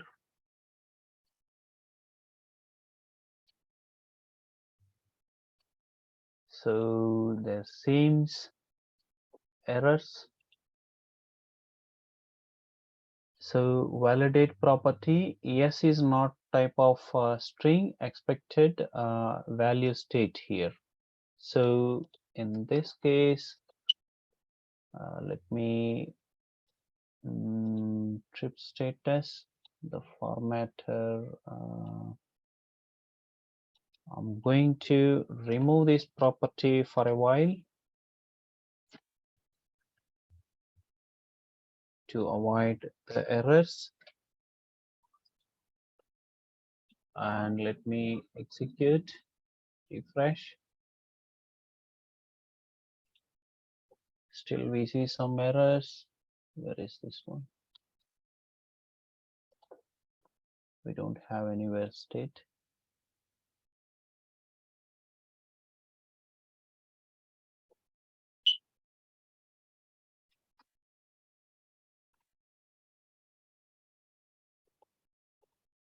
Okay, this is not saved yet. Save it, refresh it. Okay, so if you see as the date is very long for us, so we can reduce that one, or we can format it in such a manner that we wanted. If we spend some time, we can make it work, but I don't want to do that at the moment. Okay, so let me leave that with created by.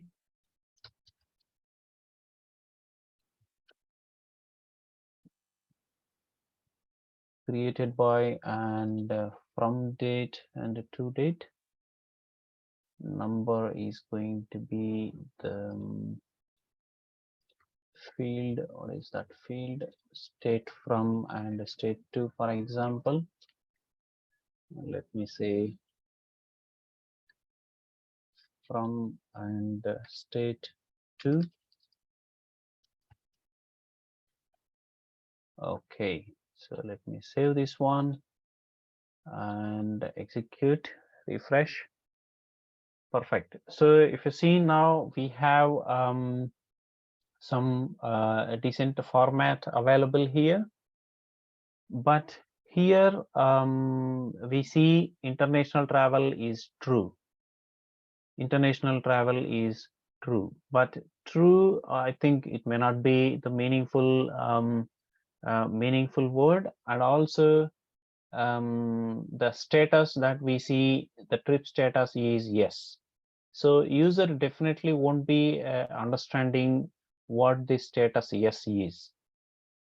Okay, and to convert these status text into a meaningful descriptions, that is where we will be requiring the formatters.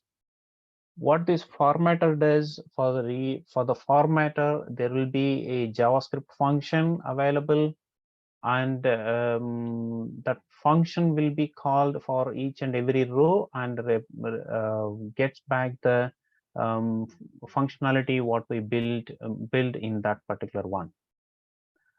So for that, let us go ahead and implement the formatter for this text. At the moment, object status is the one which we wanted. So trip status. So for this one, we will be having few parameters, and based on those parameters, we will be bringing back the respective values on that particular one. So if you even go into this one and look at the references here in the formatter.js, in the formatter, they will be taking the status here. Okay, and in the status, they have built into the respective descriptions here. Okay, so in this case, it is returning the value of value of the state here, but we will implement the state later, but we want the description to be fixed first. Okay, so now let's go ahead and implement in our case. So this is going to be the same way how it has been implemented in the samples. Let me take this one. Path. Our path is going to be still, we need to consider our trip status. Okay, and we will need to use the formatter, and we will be using format status text. So this is the function name that we will be creating in our controller. Okay, so that's it. We are taking the we are taking the trip status, and we will be building the building or deciding the status text in our controller. Let me go back here, and in this one,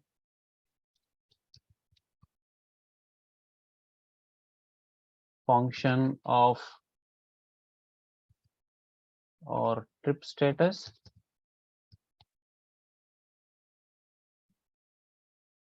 and whatever we give here in the path, that is what we are going to take take as a parameter here. So if we are giving the multiple parameters, then it's going to be like parts. So these example you will be seeing in your sample sometime. So parts, it will start with an array, and it's going to be path, and then again path. Okay, and if we want to take another variable, then it will start with from country and etc. Okay, then this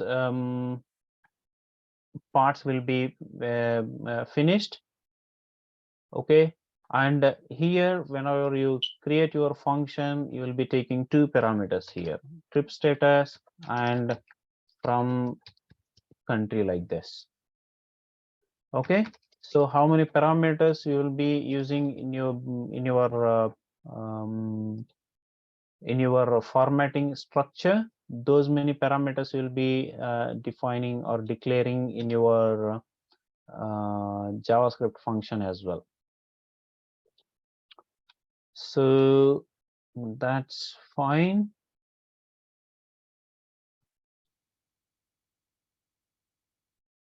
Okay, so in this formatter, let me implement this one. Okay.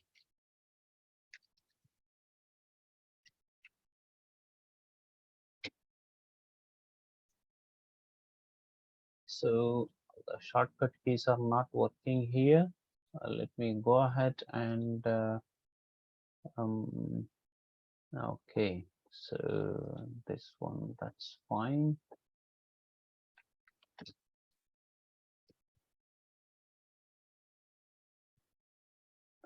Trip status. Let me save this one, and this one also. Let me reload my web IDE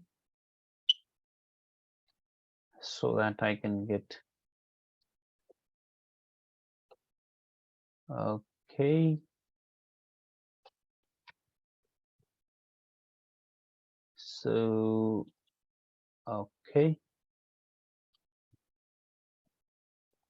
Trip status. If the trip status is D, then we are going to return this as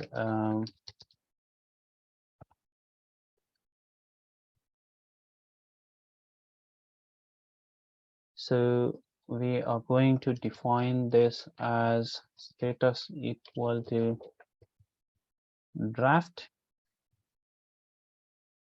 and we are going to repeat this block.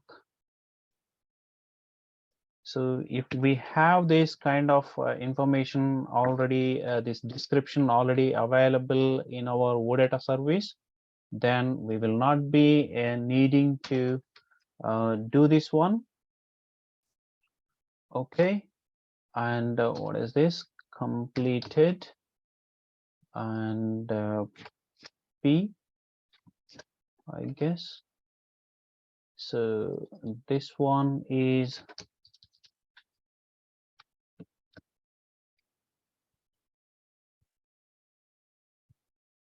settlement pending, and this is completed, and this is pending approval. So in finally, what we will be doing, we will be just returning this status text, whereas it goes and displays the report accordingly. So if you refresh this one, come on, where is this? Okay, so let me reload this. Not reflecting. Sometimes format status text. Let me come on, still not refreshing.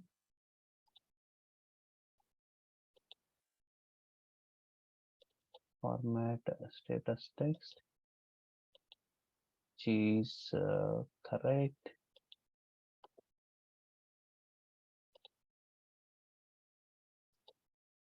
Are there any errors?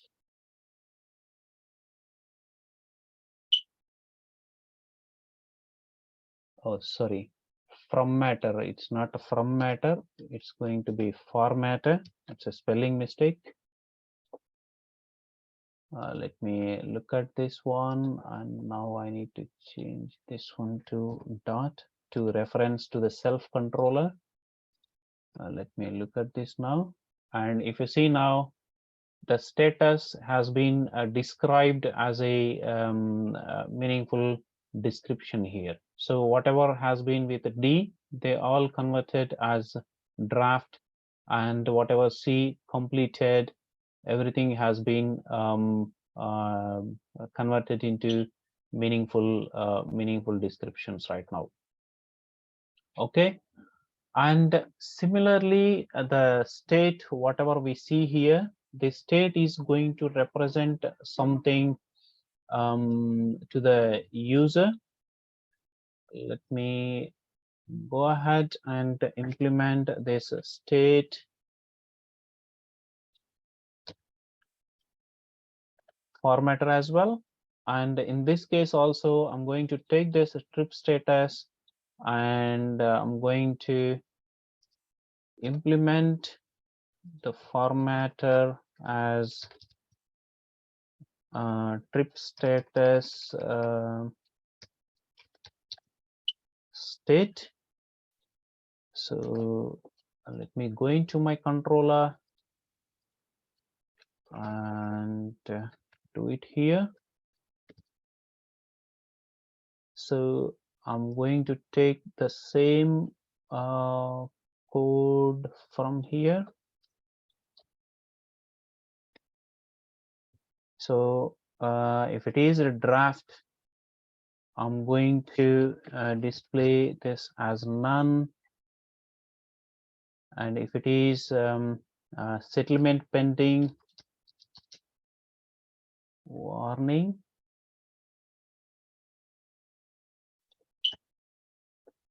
And if it is C completed,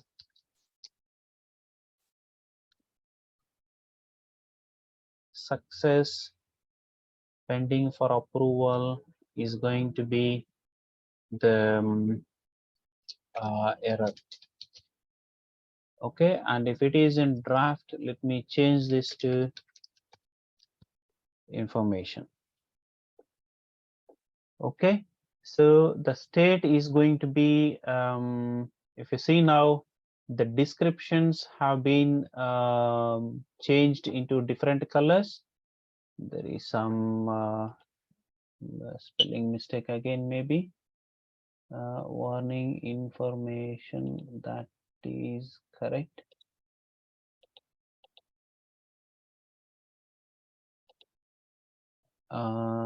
Default, let me say, maybe we missed something.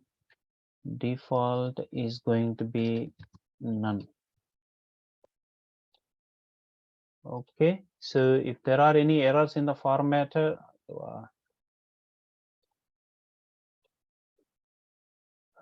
let me see what it is saying. The validate property, in information is not type string, expected value state. Okay, so information, saying information is not available there, so warning success. And to know that, let me go into API reference, and the information whatever we see here is the formatter. What is the class it is saying? The UI dot core dot value state. So let us pick up that one and go into the API reference, and in the value state, let's look for the constant values whatever is supported. So this information is supported from 1.61. So we are on 1.52 on Web IDE. So let us avoid using this information. Instead, use some other status there. So let us use the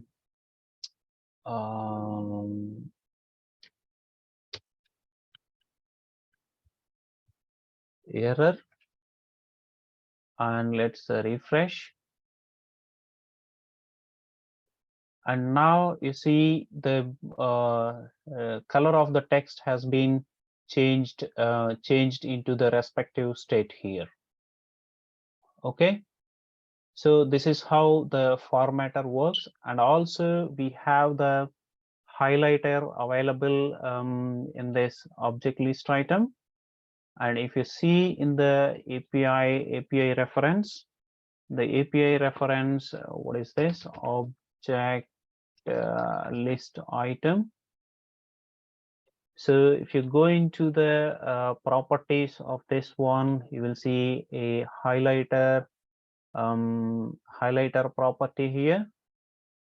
Number, state, title, aggregations. Where is this one? Object list item. Okay, so if that property is not available here, list item base, go to list item base, properties, highlight. Okay, and this highlight is going to be again derived based on this one. So this object line item,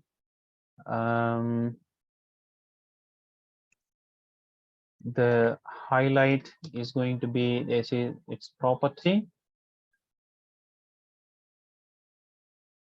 and again we can assign this formatter of the state. Okay, so now if you go and refresh, it's going to see. So this is really a nice representation of the items here.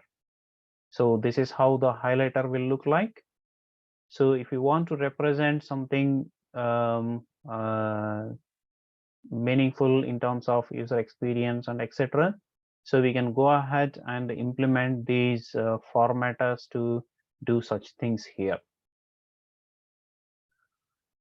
Okay, so this is not only for highlight and these state, setting the state, but if you want to format the text of this one attribute or anything like this, we can go ahead and use this.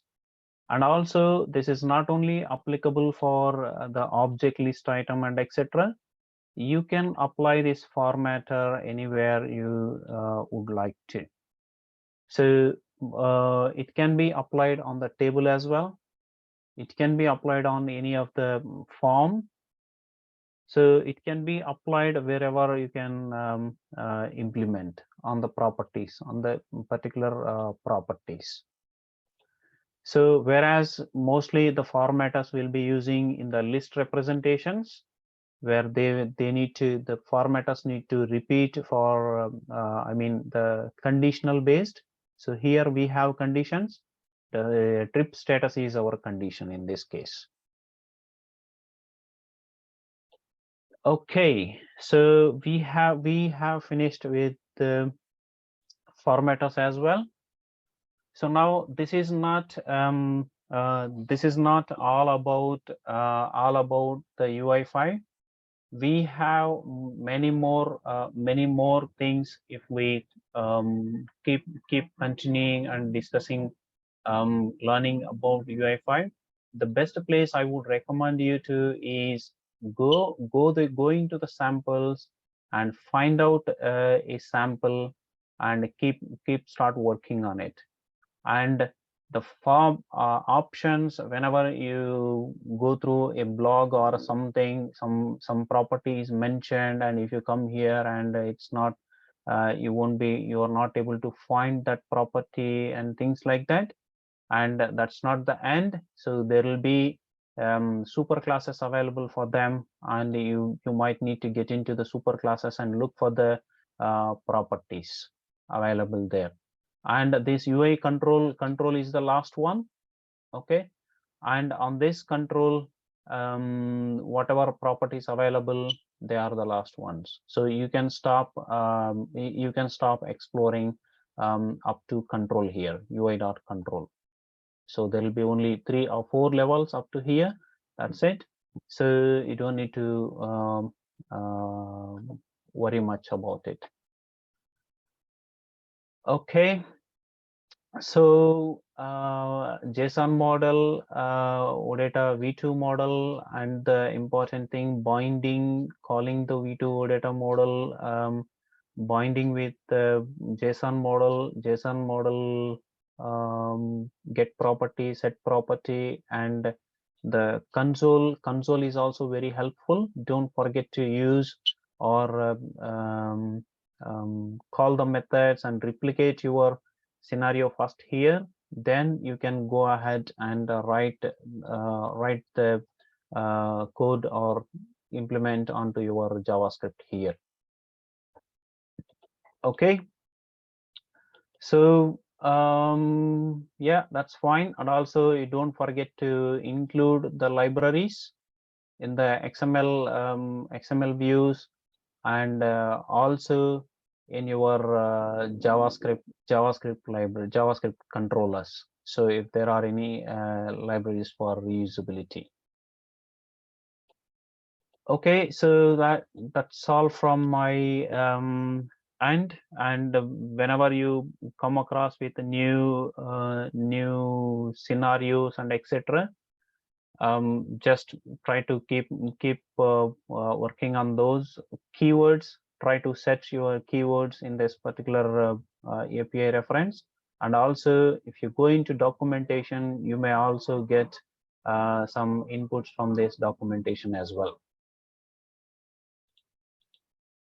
Okay, so I can keep talking, but that's fine. Thank you for your time.